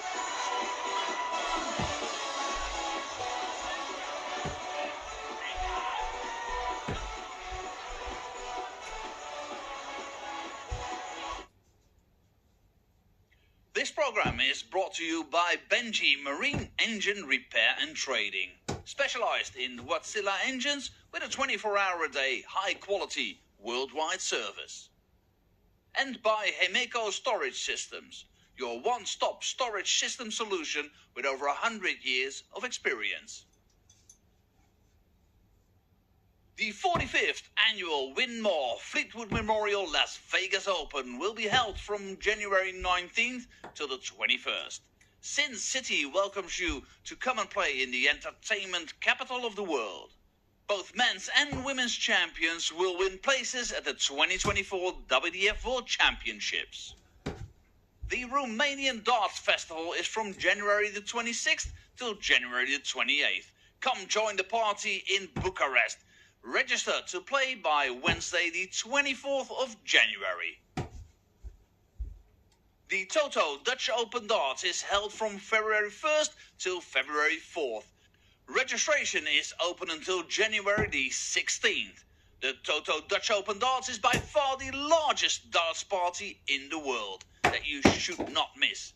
And the men's and women's champions go to the lakeside in December 2024. The Swiss Open and Helvetia Open tournaments are held from May 31st till June the 2nd.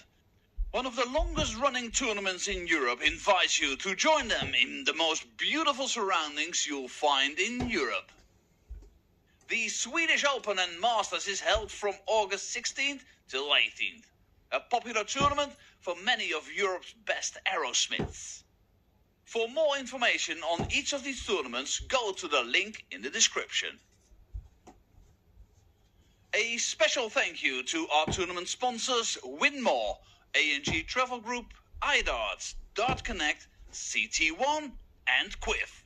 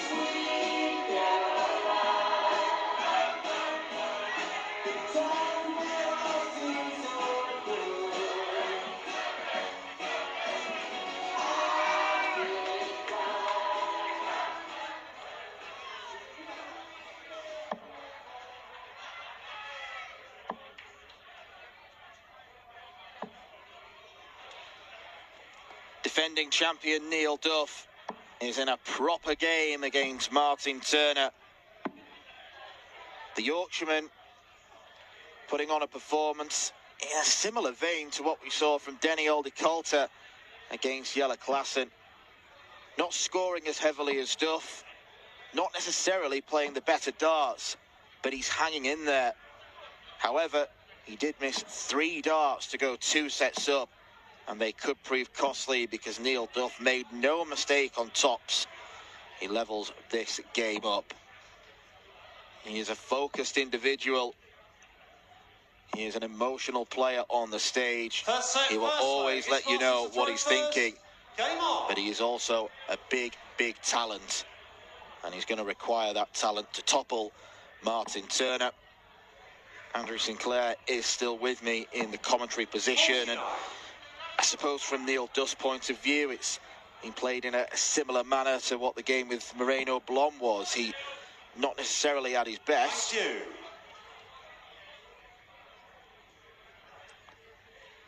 And something in the crowd has already put him off.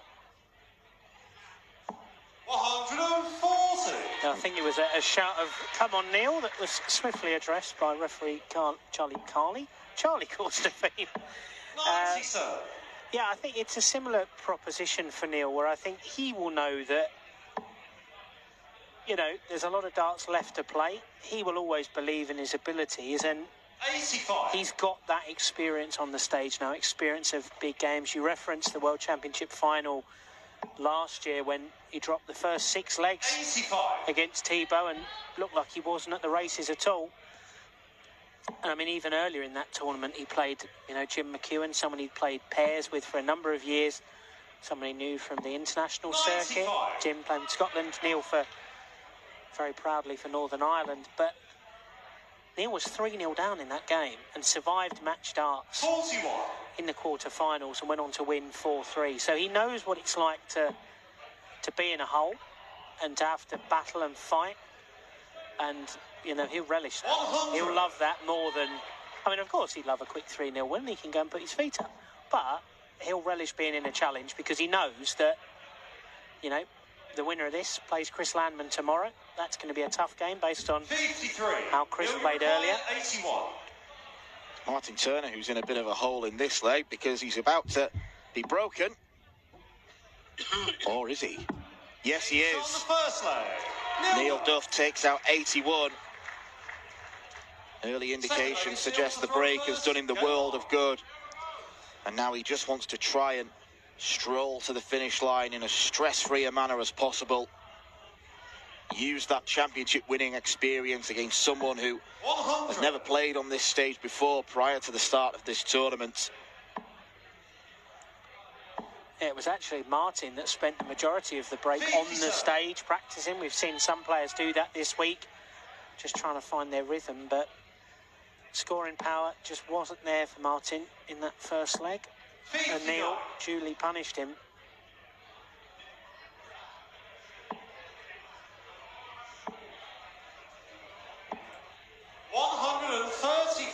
They are an unusual setup, the Martin Turner darts, aren't they? Very, very short, but quite bulky in the middle. 135. Clearly very comfortable with them.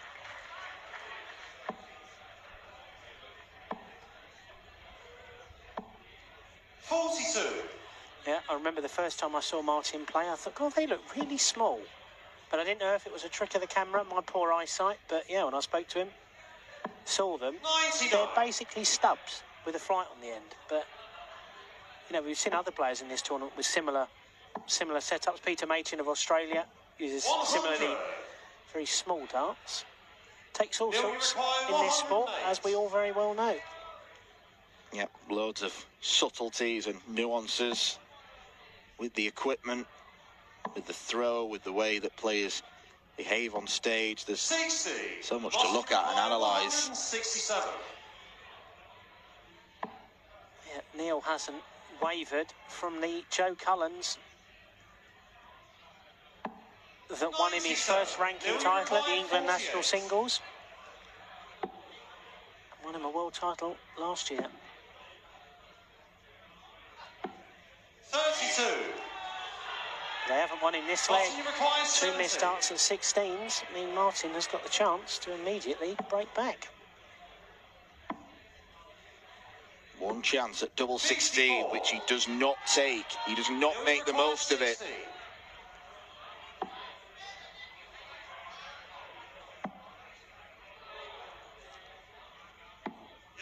Neil Duff does make the most of Martin Turner's miss. Third leg, it's Martin to throw first.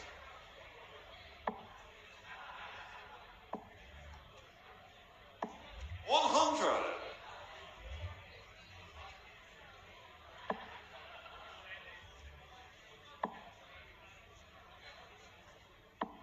$60.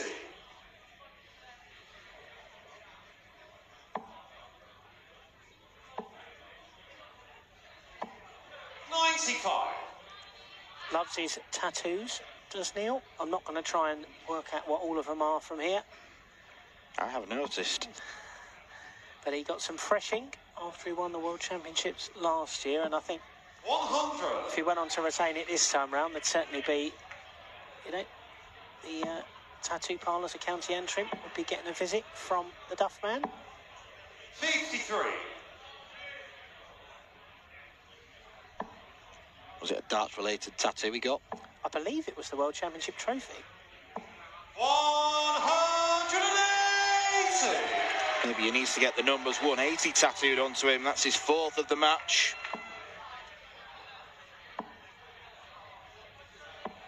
99. Neil, you require 161.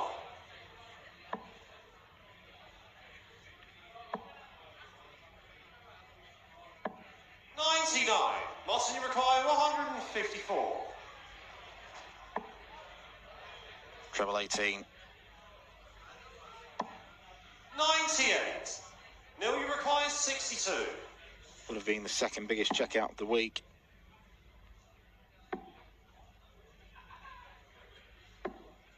46. Martin, you require 56. Well, this is merely for a hold, but ends the mini rot. And he gets it on double 10. Martin Turner. Fourth leg, it's Neil to throw first. One more leg in the bag for Martin Turner. 60.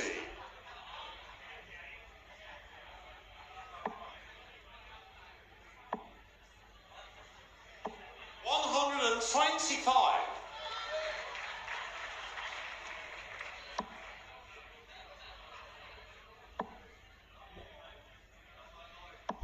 140.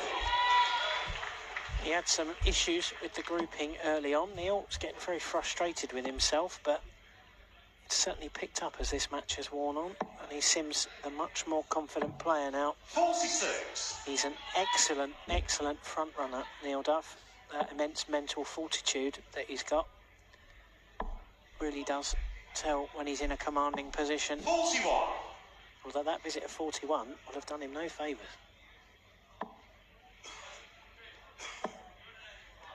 Yeah, he entered the world of darts relatively late in life, did Neil Duff, and he's had to go through the proverbial schools of hard knocks in order to get here. 140. There's another shining example to players who, regardless of their age, regardless of where they're from, they have 3 darts and they're good enough. They have a chance. Just as Neil Duff has a chance to take out Shanghai. Dart at tops for set number 3. Martin, you require 94. Put up to start on the bull. Back to the bullseye. 69. Neil, you require 40.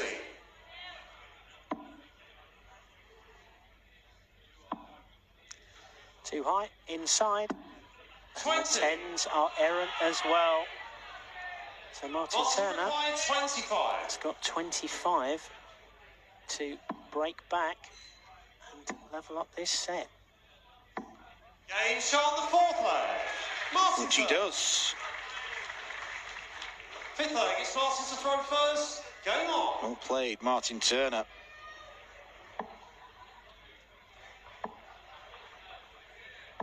$125. Neil Duff has missed 6 darts at double in the last 2 legs. And those alone could see him trail 2-1. 125. Rather than be in front by the same score.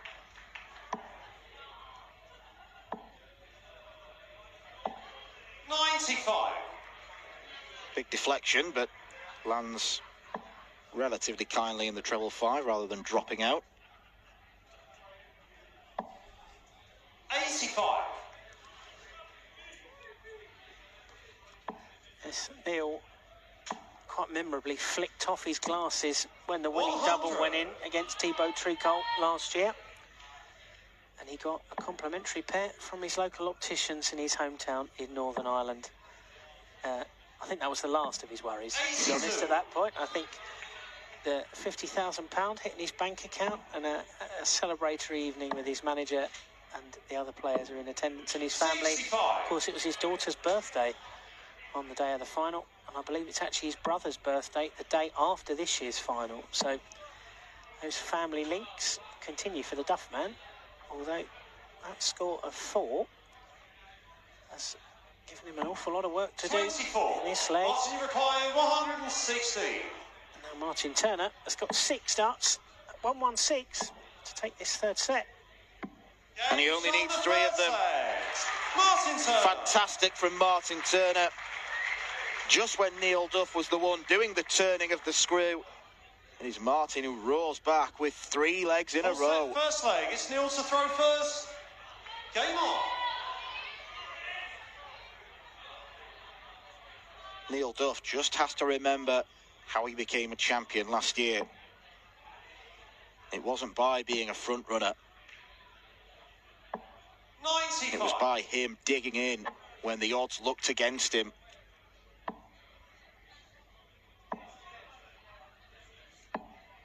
91.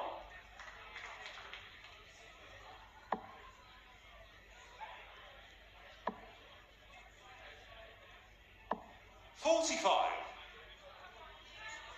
Chris Landman awaits the winner. What was a very strange game with Thomas Younghans today. First 2 sets before the break, both players would happily admit their performances were dreadful, but it became a score fest after. Oh, Thomas was absolutely devastated to have lost. 100.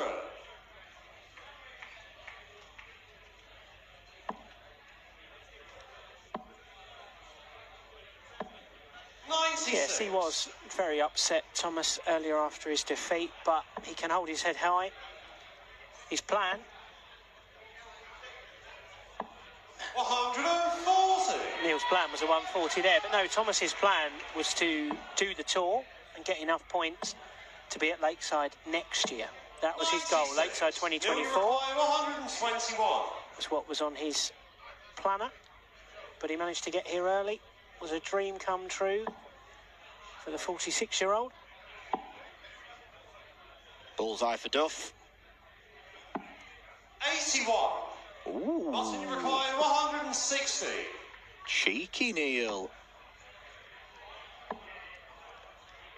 It's not going to backfire. And I'm sure there was an extra glint in Martin 100. Turner's eye as he approached that 160. Neil, you require Thinking, I'm going to show you. He hasn't.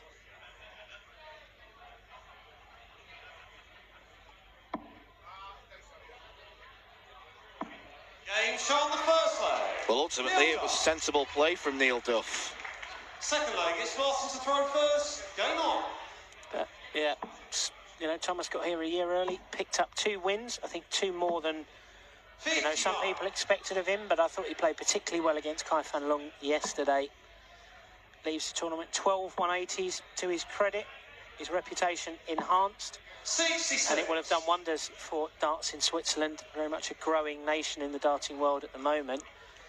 And Neil's win last year did wonders for darts in Northern Ireland. His close friend Barry Copeland started doing the tour 100. thereafter. Won a title in Wales, won a title this year as well in the Isle of Man. And of course, we saw Barry earlier in the week. Not the result Barry had wanted. I think 60. the dream scenario for him was a Barry Copeland-Neil Duff final. Not to be, but Barry gave a good account of himself and will no doubt be back 82. on this stage next year. And so will Neil Duff, based on his results so far this year. But are we hoping He'll be back here 96. as a defending champion, but he's got more work to do in this one.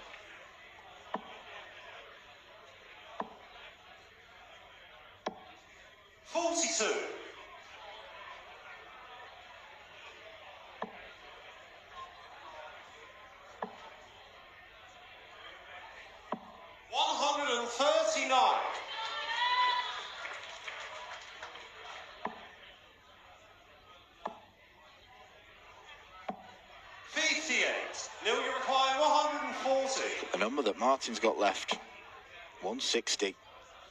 And he's going to get a pop. 100. Martin requiring 160. This would be coincidental, but strays into the treble 5.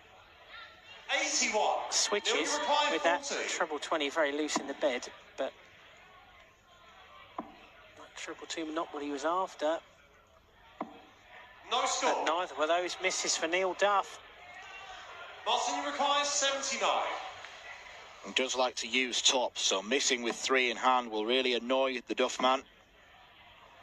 Game shot the second leg. Martin Turner sweeps up. Third leg, it's Neil to throw first.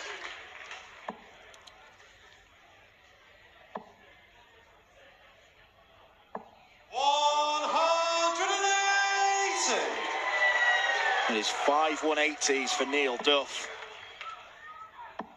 Martin Turner, in comparison, has only hit 1. He was in the very first leg.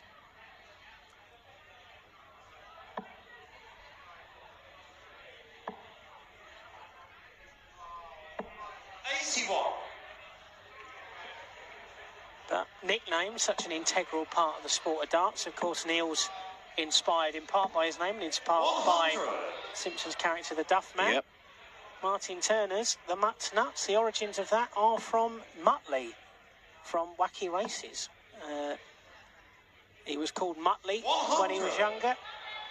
Didn't know if he'd be able to use it as a darting nickname, so went with the closest thing he could think of, the Mutt Nuts, which I have to admit is one of my personal favourites. At risk of maybe upsetting Martin, bit before my time. 60. Risk of upsetting you as well. Bit before my time as well, Mr. McCarthy, but yes, amusing nonetheless. 47. Neil, you require 80.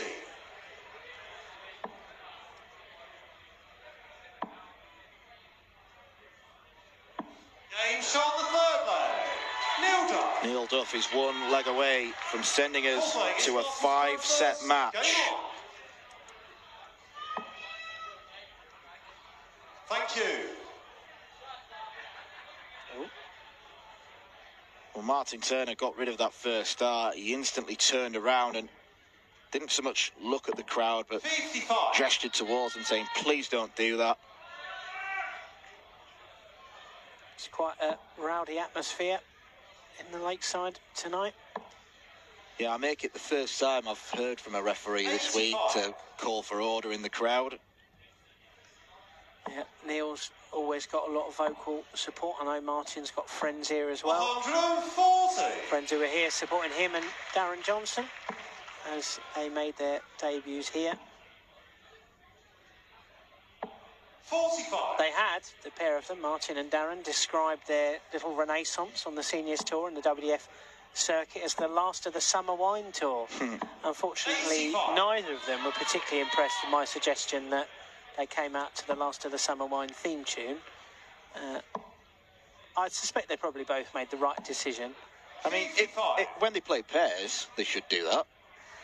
Yeah, they are Swedish Open pairs champions, Isle of Man Open pairs champions, but I don't think they did on either occasion. I've got to get them to do it once. I think if I pester them both enough, they'll probably do it at some point. 140. Must require 141.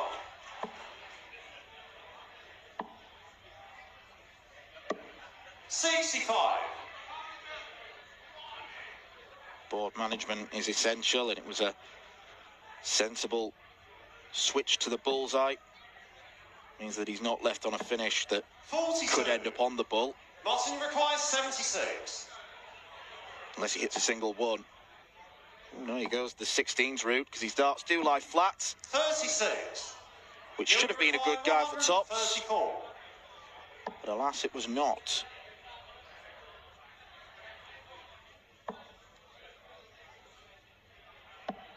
$94. Mustn't require 40.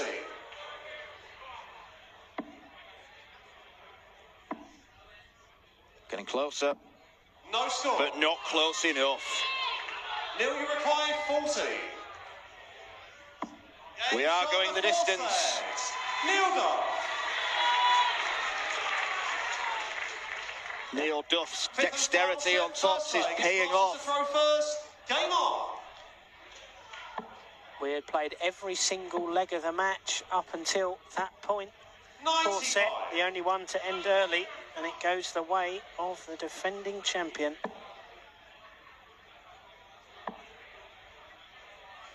Which means it still has a chance to become one of those games where the winner has won fewer legs. Such is set play. A mental minefield.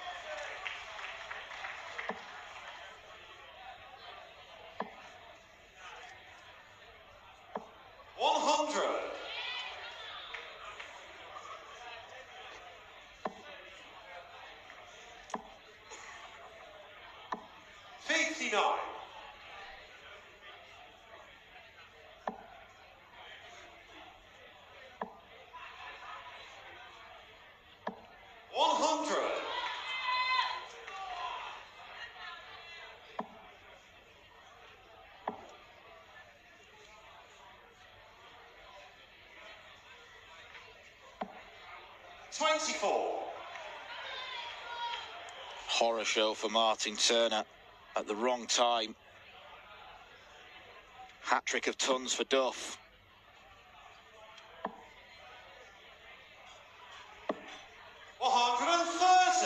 And a 130 means he's first to a finish. And it's a finish he's already taken. 58. Neil, you require 71. He was straight in, treble 13 to double 16. This one will be different. 31.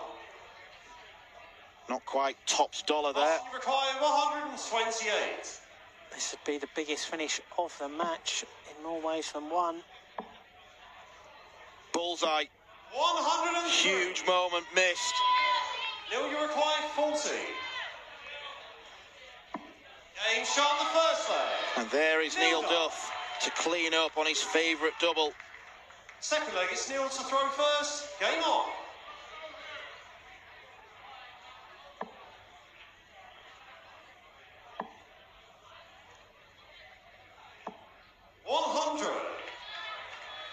You get the sense that the Duff man is turning it on now. 100. Trying to take his slightly older opponent into deeper waters. 60.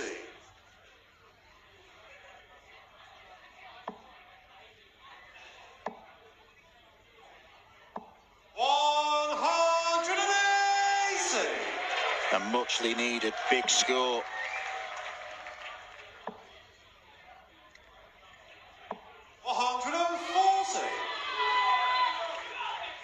There was a definite point there from Neil Duff at someone, a no-look point. Cool character on stage.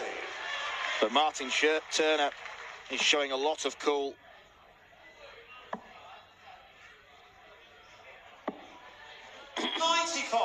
Martin require 81. To break with an 11 dart leg. Double 13 for a dozen. 55. Neil, you require 106.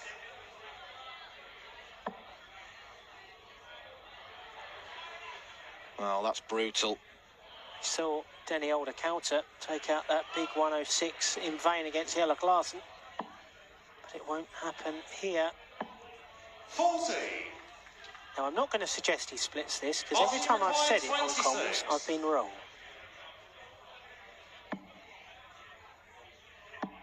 Game shot on the second leg. Martin Turner. And you were right not to say anything. Third leg, it's Martin to throw first. Game on. I was quite chuffed earlier, though. I thought, while I was sat in the press room, Alexander Merckx earlier today, I thought, well, he might split this. And he did split the double 11. I thought, you know what? Even a blind squirrel finds a nut once in a while. Yeah, he tried to split double 9 and then hit 17. That's one way of splitting, by busting. 100. Yeah, his journey came to an end. Dennis Nilsson reaching the quarterfinals. Not a nice draw. 140. No one at this stage is a nice draw.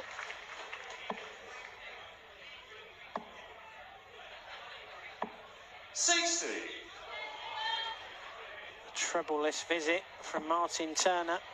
Looks like it's going to be punished big time by the Duff man. 140. Unbelievable. 3 140s.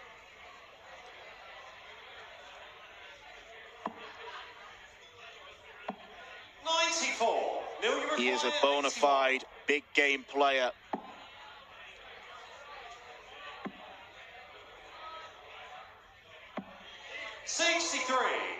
Martin, you require 150.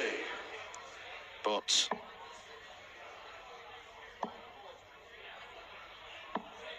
41. Neil, you require loose from Turner. No interest in splitting. Game shot the third leg. Neil Duff. And why would there be? Neil Duff is one leg away from a place in the Lakeside quarterfinals.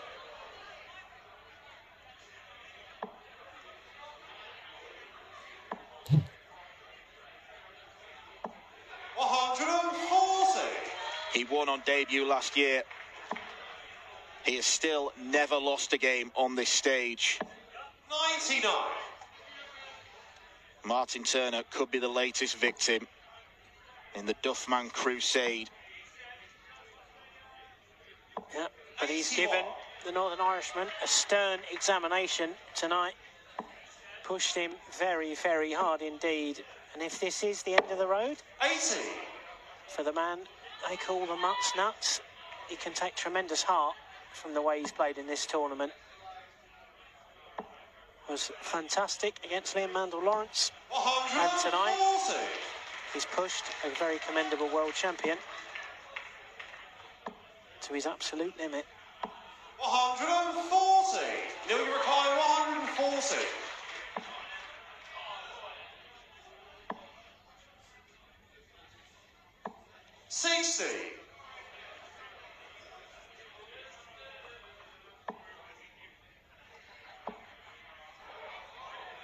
Treble 10 is probably the most likely port of call.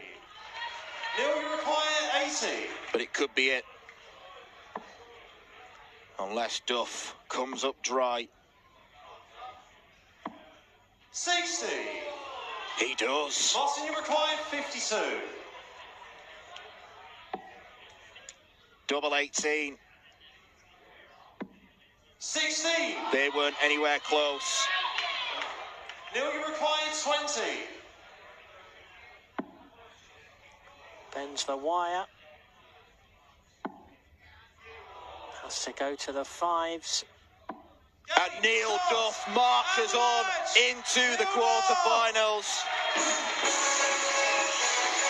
He is still the man to beat on the Lakeside stage. The defending champion showed the grit of a true champion.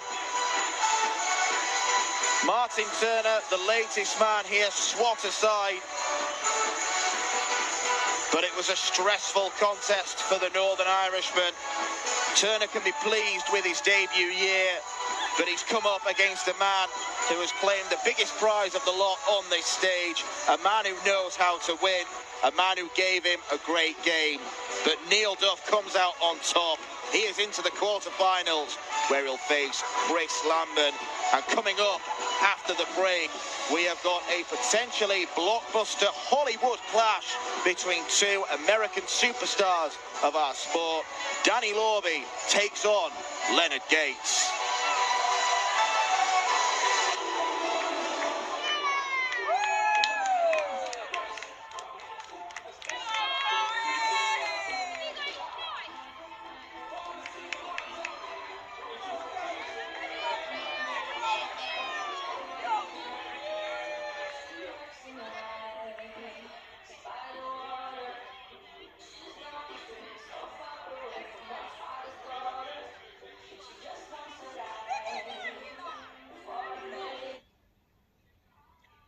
program is brought to you by Benji Marine Engine Repair and Trading. Specialized in Wärtsilä engines with a 24-hour-a-day, high-quality, worldwide service. And by Hemeco Storage Systems, your one-stop storage system solution with over 100 years of experience. The 45th annual Win More Fleetwood Memorial Las Vegas Open will be held from January 19th till the 21st. Sin City welcomes you to come and play in the entertainment capital of the world. Both men's and women's champions will win places at the 2024 WDF World Championships.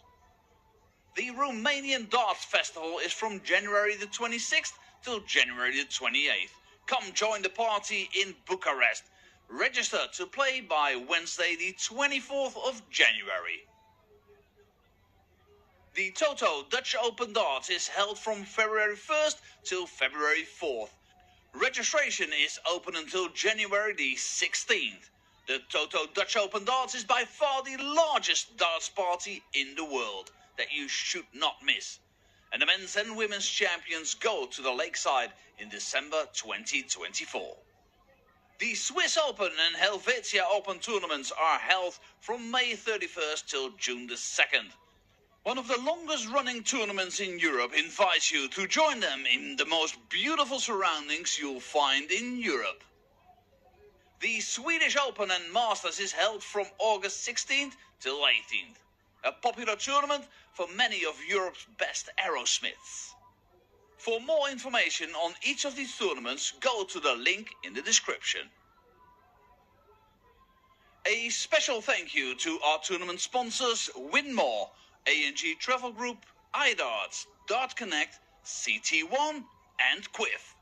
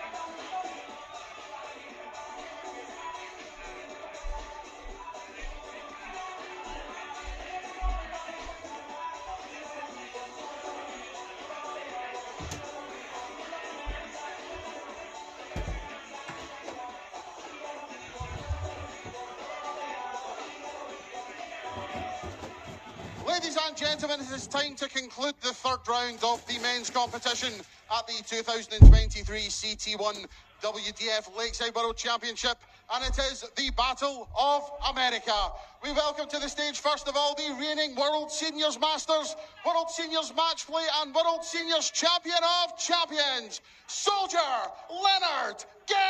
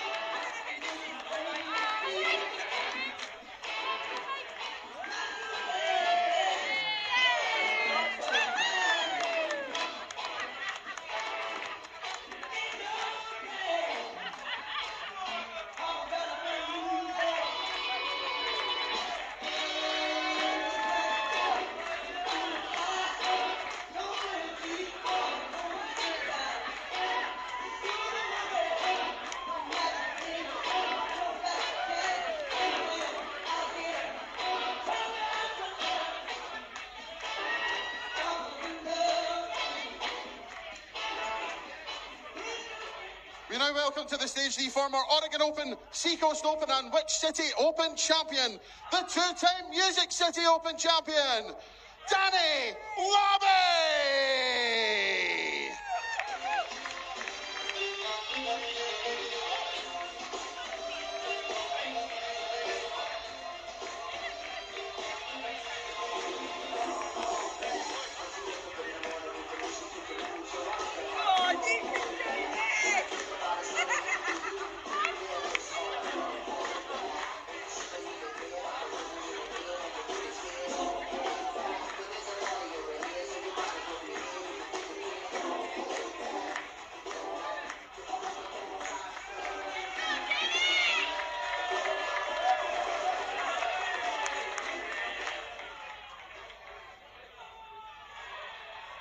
I hope everyone's ready for this,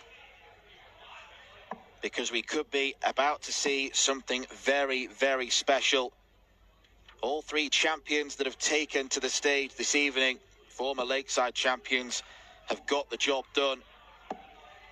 Neil Duff and Jelle Claassen were put under severe pressure by their opponents. Lisa Ashton went a set down against Priscilla Steenbergen. These two have never won here, but they would love to add the Lakeside crown to their impressive haul of titles. It took Danny Lorby 18 minutes, including the break, to dispatch Jarno Bottenberg last night.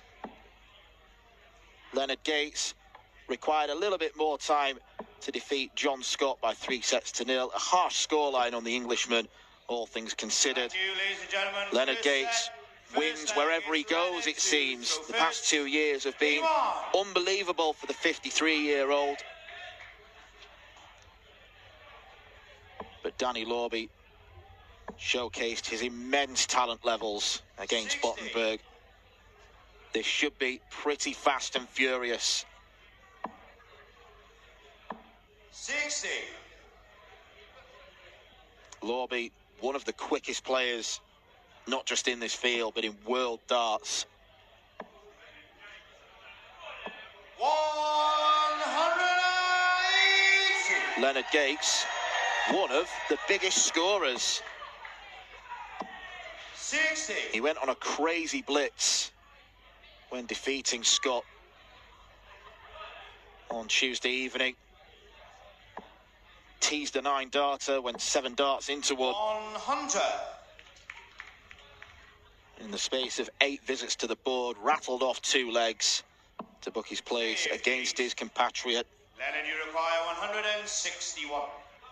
American darts is in a strong position right now. And these are 2 of the flag bearers. 83.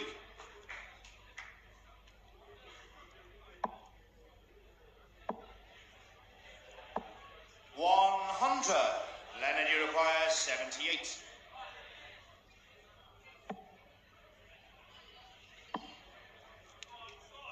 Tops for a solid start. 38.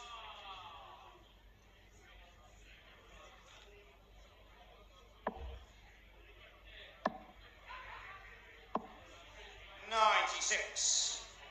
Lennon, you require 40. For a 16 darter or a 17.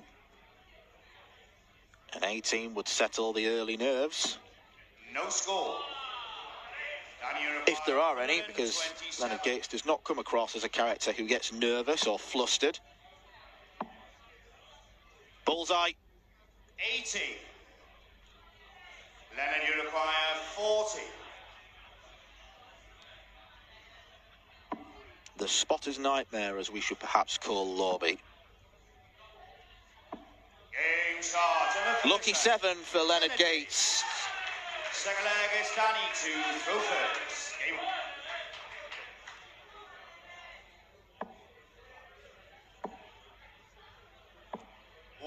100.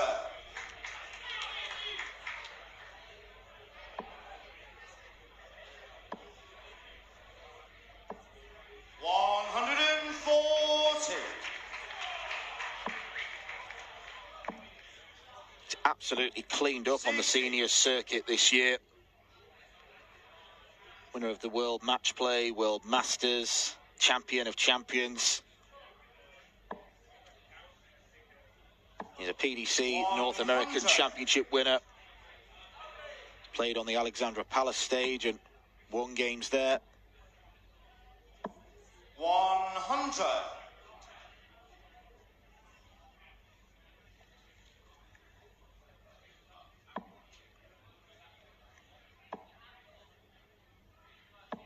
177. Giant visit from Gates. 100. Lorby a little slow out of the traps. 84.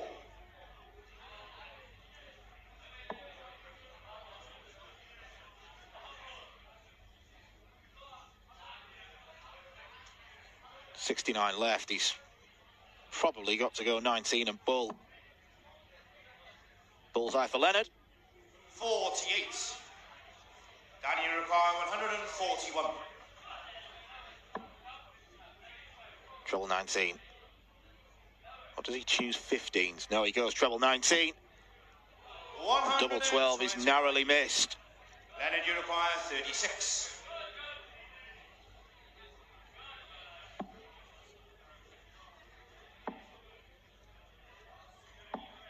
27. Danny, you Not the require finest 12. display of doubling thus far.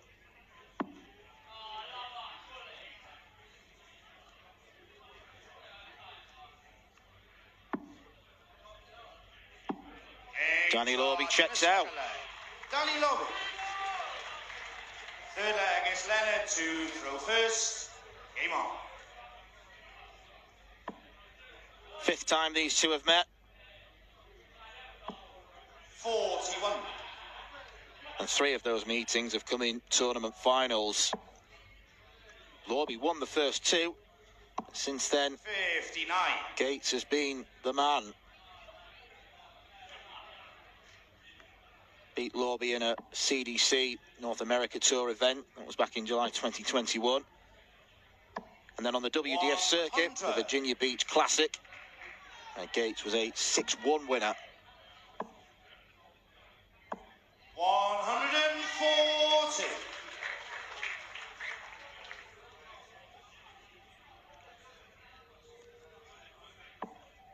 And just to embellish the point about Lorby being a spotter's nightmare, it was notable looking at the checkouts he had after the game. 9 legs, he hit 7 different doubles. 96. And they weren't really the common doubles either. There was a double 6, double 11, double 13, double 5. 100.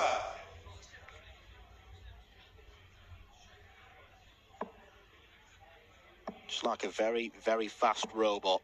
100. Then you require 167.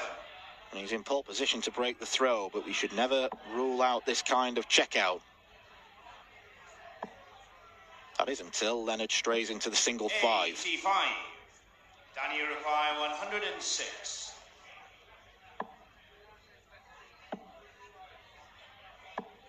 98. Leonard, you require 82.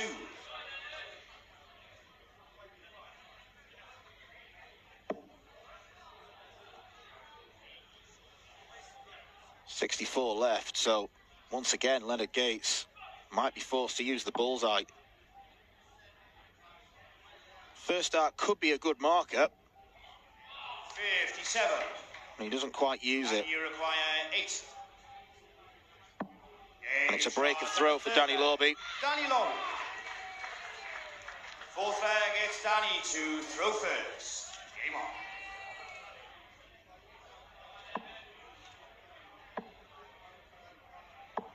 100.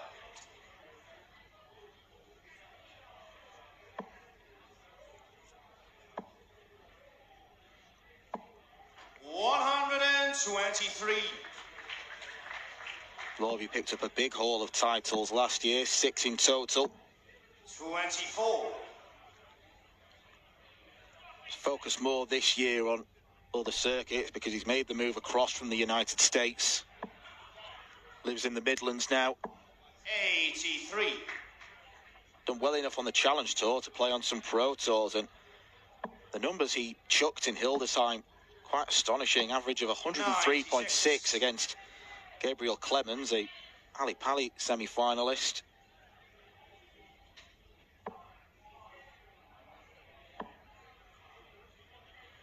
There's a distinct feeling that both of these players still haven't yet reached the peak of their powers. 97.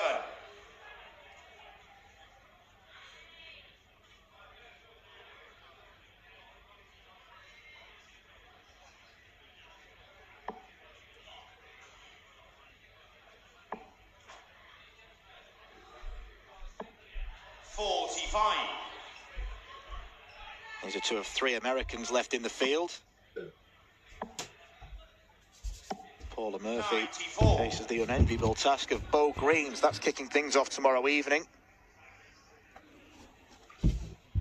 Winner of this will be on last again tomorrow night against Jelle Klaassen. 140. Danny, you require 90. Double 15. 62. Inside. Leonard, you Probably require better to go 50. inside on 2 than 15. Means he can attack double 14 straight away.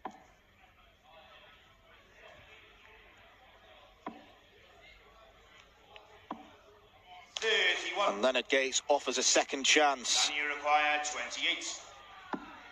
He's already missed 12 darts at a double. Game shot. And Danny Lorby.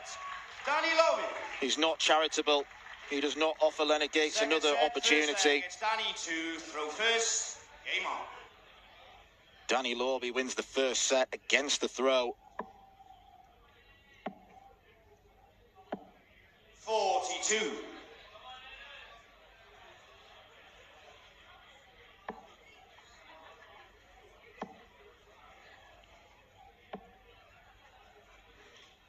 95.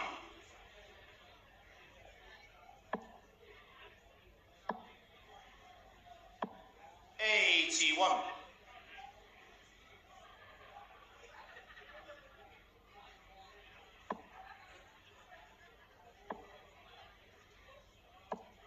140.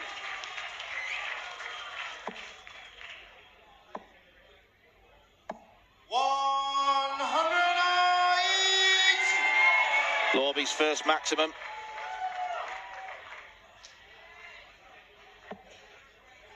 And that previous set was another first. First set that Leonard Gates has lost all 92. tournament.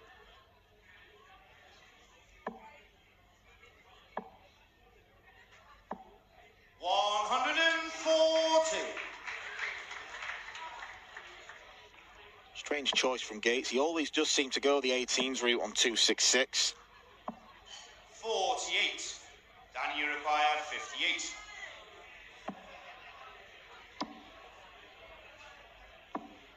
18. Leonard, you require 100. And after visits of 180 and 140, 58 proves more troublesome.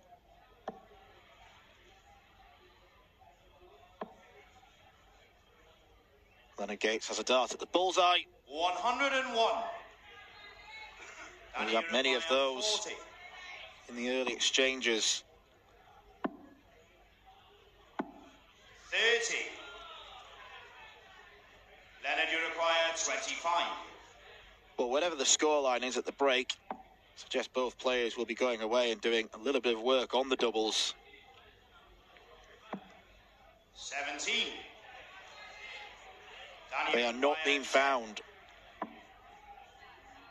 Game shot on the first set. Seventh time of asking, just like the first leg of the first set.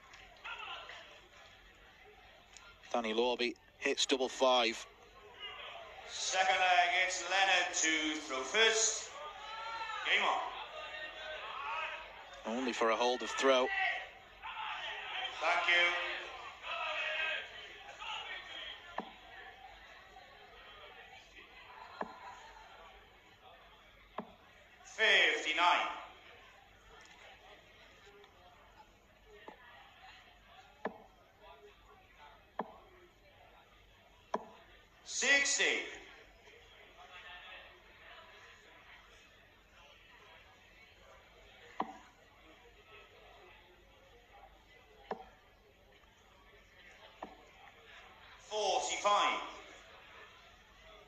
Very erratic from Leonard Gates. 97.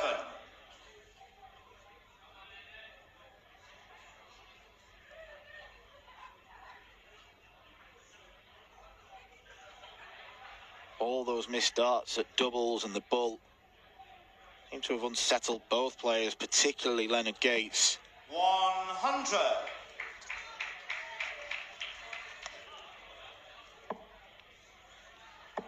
Quite remarkable that Gates entered this 60. tournament as the second favourite, and that's despite the fact he had to play an extra round because he wasn't a seeded player. 59.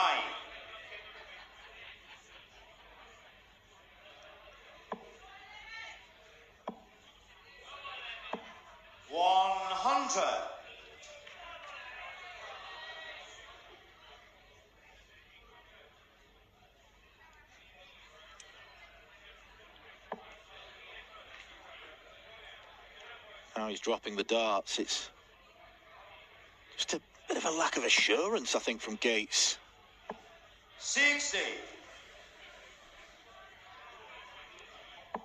The way that he did his classic walk-on dance. 44.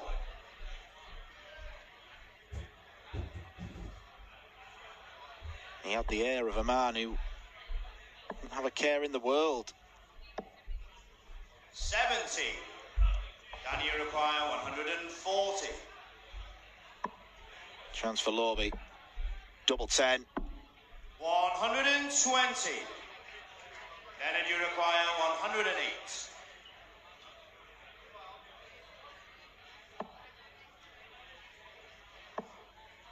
Somehow finds the treble. Leaves double 16. 76. Danny, you require 20.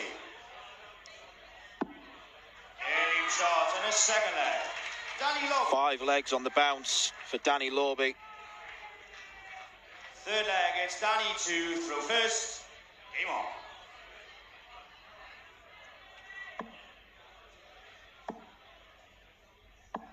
83.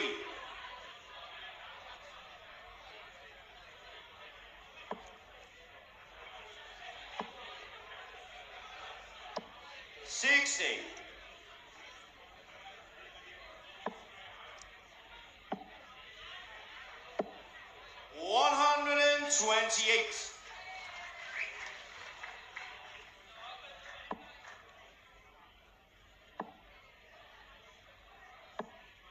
43.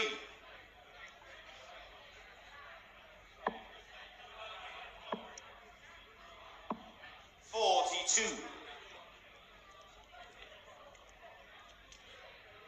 Both players hovering in the high 70s, low 80s sphere. way down from what we've seen. 100. Leonard Gates, 92 and 88 against Brian Corbett and John Scott. Danny Lorby averaged 91 in dispatching Jarno Bottenberg. It'll have gone up now.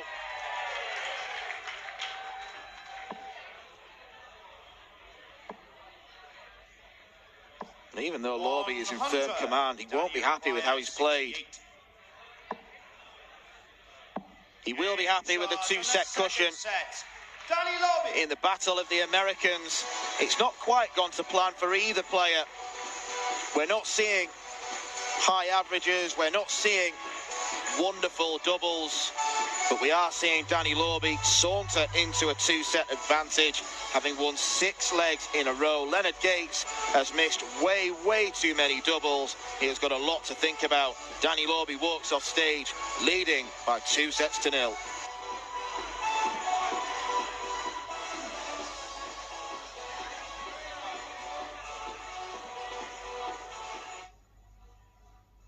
This program is brought to you by Benji Marine Engine Repair and Trading. Specialized in Wärtsilä engines with a 24-hour-a-day, high-quality, worldwide service.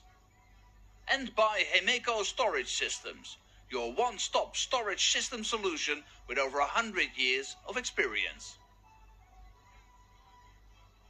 The 45th annual Win More Fleetwood Memorial Las Vegas Open will be held from January 19th till the 21st. Sin City welcomes you to come and play in the entertainment capital of the world. Both men's and women's champions will win places at the 2024 WDF World Championships. The Romanian Darts Festival is from January the 26th till January the 28th. Come join the party in Bucharest.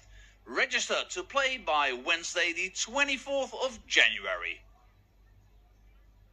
The Toto Dutch Open Darts is held from February 1st till February 4th. Registration is open until January the 16th. The Toto Dutch Open Darts is by far the largest darts party in the world that you should not miss. And the men's and women's champions go to the Lakeside in December 2024. The Swiss Open and Helvetia Open tournaments are held from May 31st till June the 2nd. One of the longest running tournaments in Europe invites you to join them in the most beautiful surroundings you'll find in Europe. The Swedish Open and Masters is held from August 16th till 18th. A popular tournament for many of Europe's best aerosmiths. For more information on each of these tournaments, go to the link in the description. A special thank you to our tournament sponsors Win More, A&G Travel Group, iDarts, Dart Connect, CT1 and Quiff.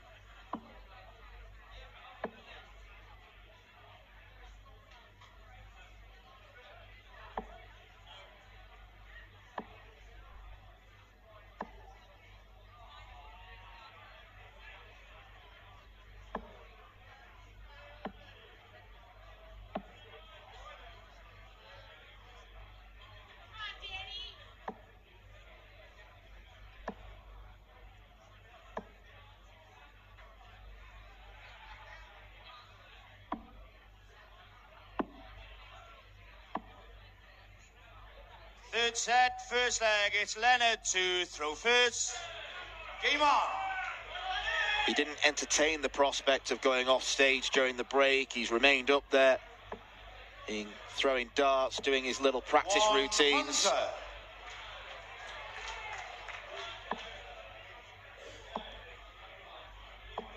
100. Whereas Lorby was able to go for a little stroll, maybe a few throws on the practice board in the players' room, away from the buzz of the crowd. He keeps his head, he wins this game. 100.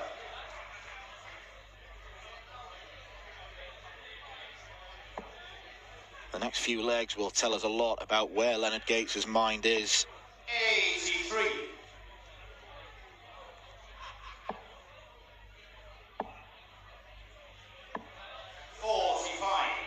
He does have a real burst in him.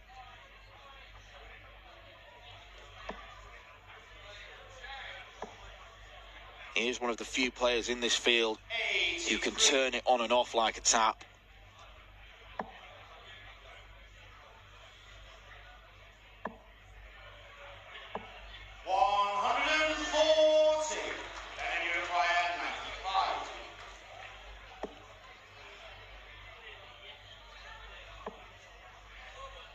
Back down for bullseye, and Leonard Gates finds it. He is back in this game.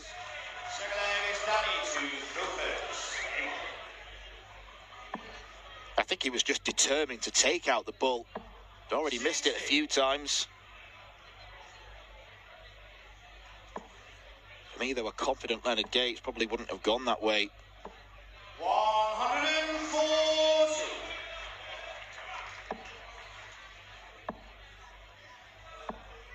80.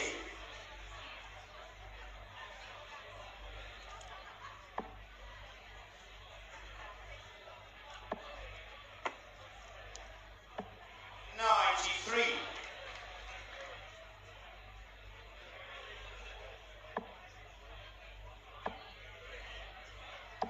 108.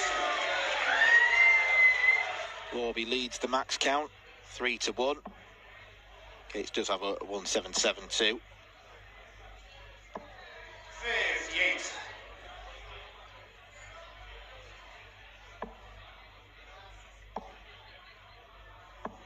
137.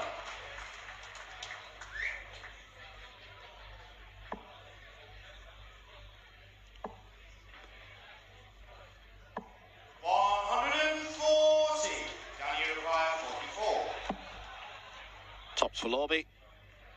In shot to the second leg. And there it goes. Third leg, Leonard to throw first. Game on.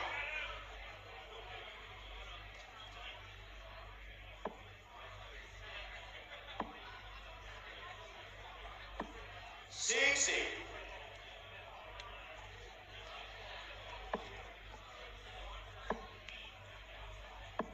97.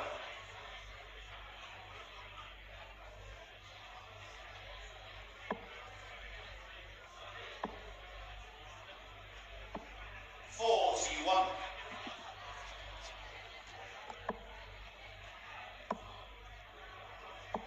180.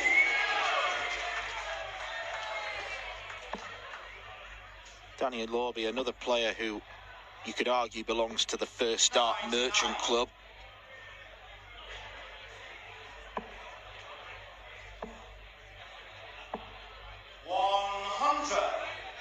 He is piling the pressure on Gates.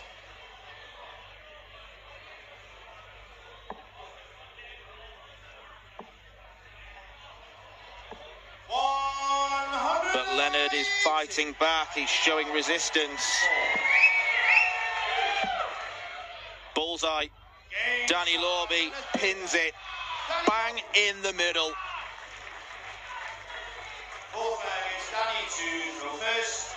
Game on. It is a brutal break. 140. Both Both players, it's fair to say, have raised their game since the break in play for 5 minutes. 100. Which Leonard wanted for himself, but Lorby has taken encouragement.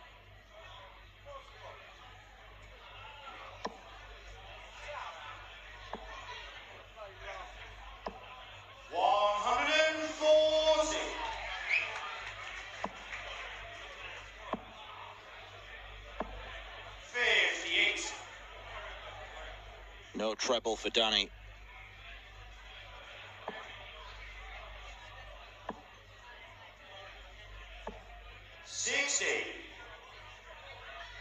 It's contagious. 58.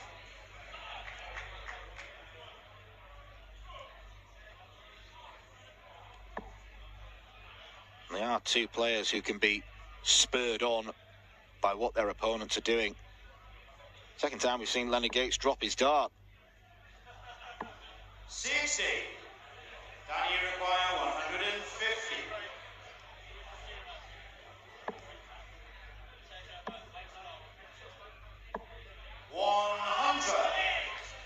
Leonard, you require 141. Leonard Gates has an opportunity to show why he's such a champion. He might just have blown it. 61 left. Could go bull, could go treble 15. 95. Tried the latter. Danny, you require 50. Tops for the match. Danny Lorby misses 2 match darts. Leonard, you require 46.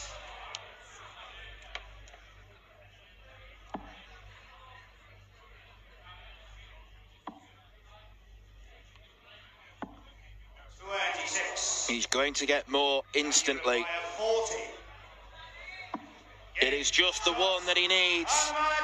Danny Lorby. And in the battle of the American superstars, it is the young gun who comes out on top. And make no mistake, he is a contender for this Lakeside World Championship crown. Leonard Gates is entertained, but unfortunately he's run out of steam at the last 16th stage. Danny Lorby, 6 sets in a row for him. He will be put under more pressure, you suspect, by Jelle Klaasen in what could be one of the quickest Lakeside quarterfinals we have ever seen.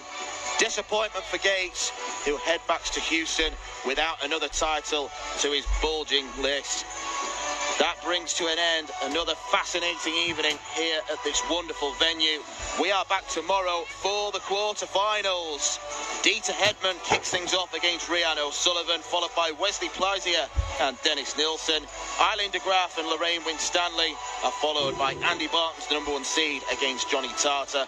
Those 4 games are coming up from 1 o'clock tomorrow. Make sure you do tune in for some more fabulous darts.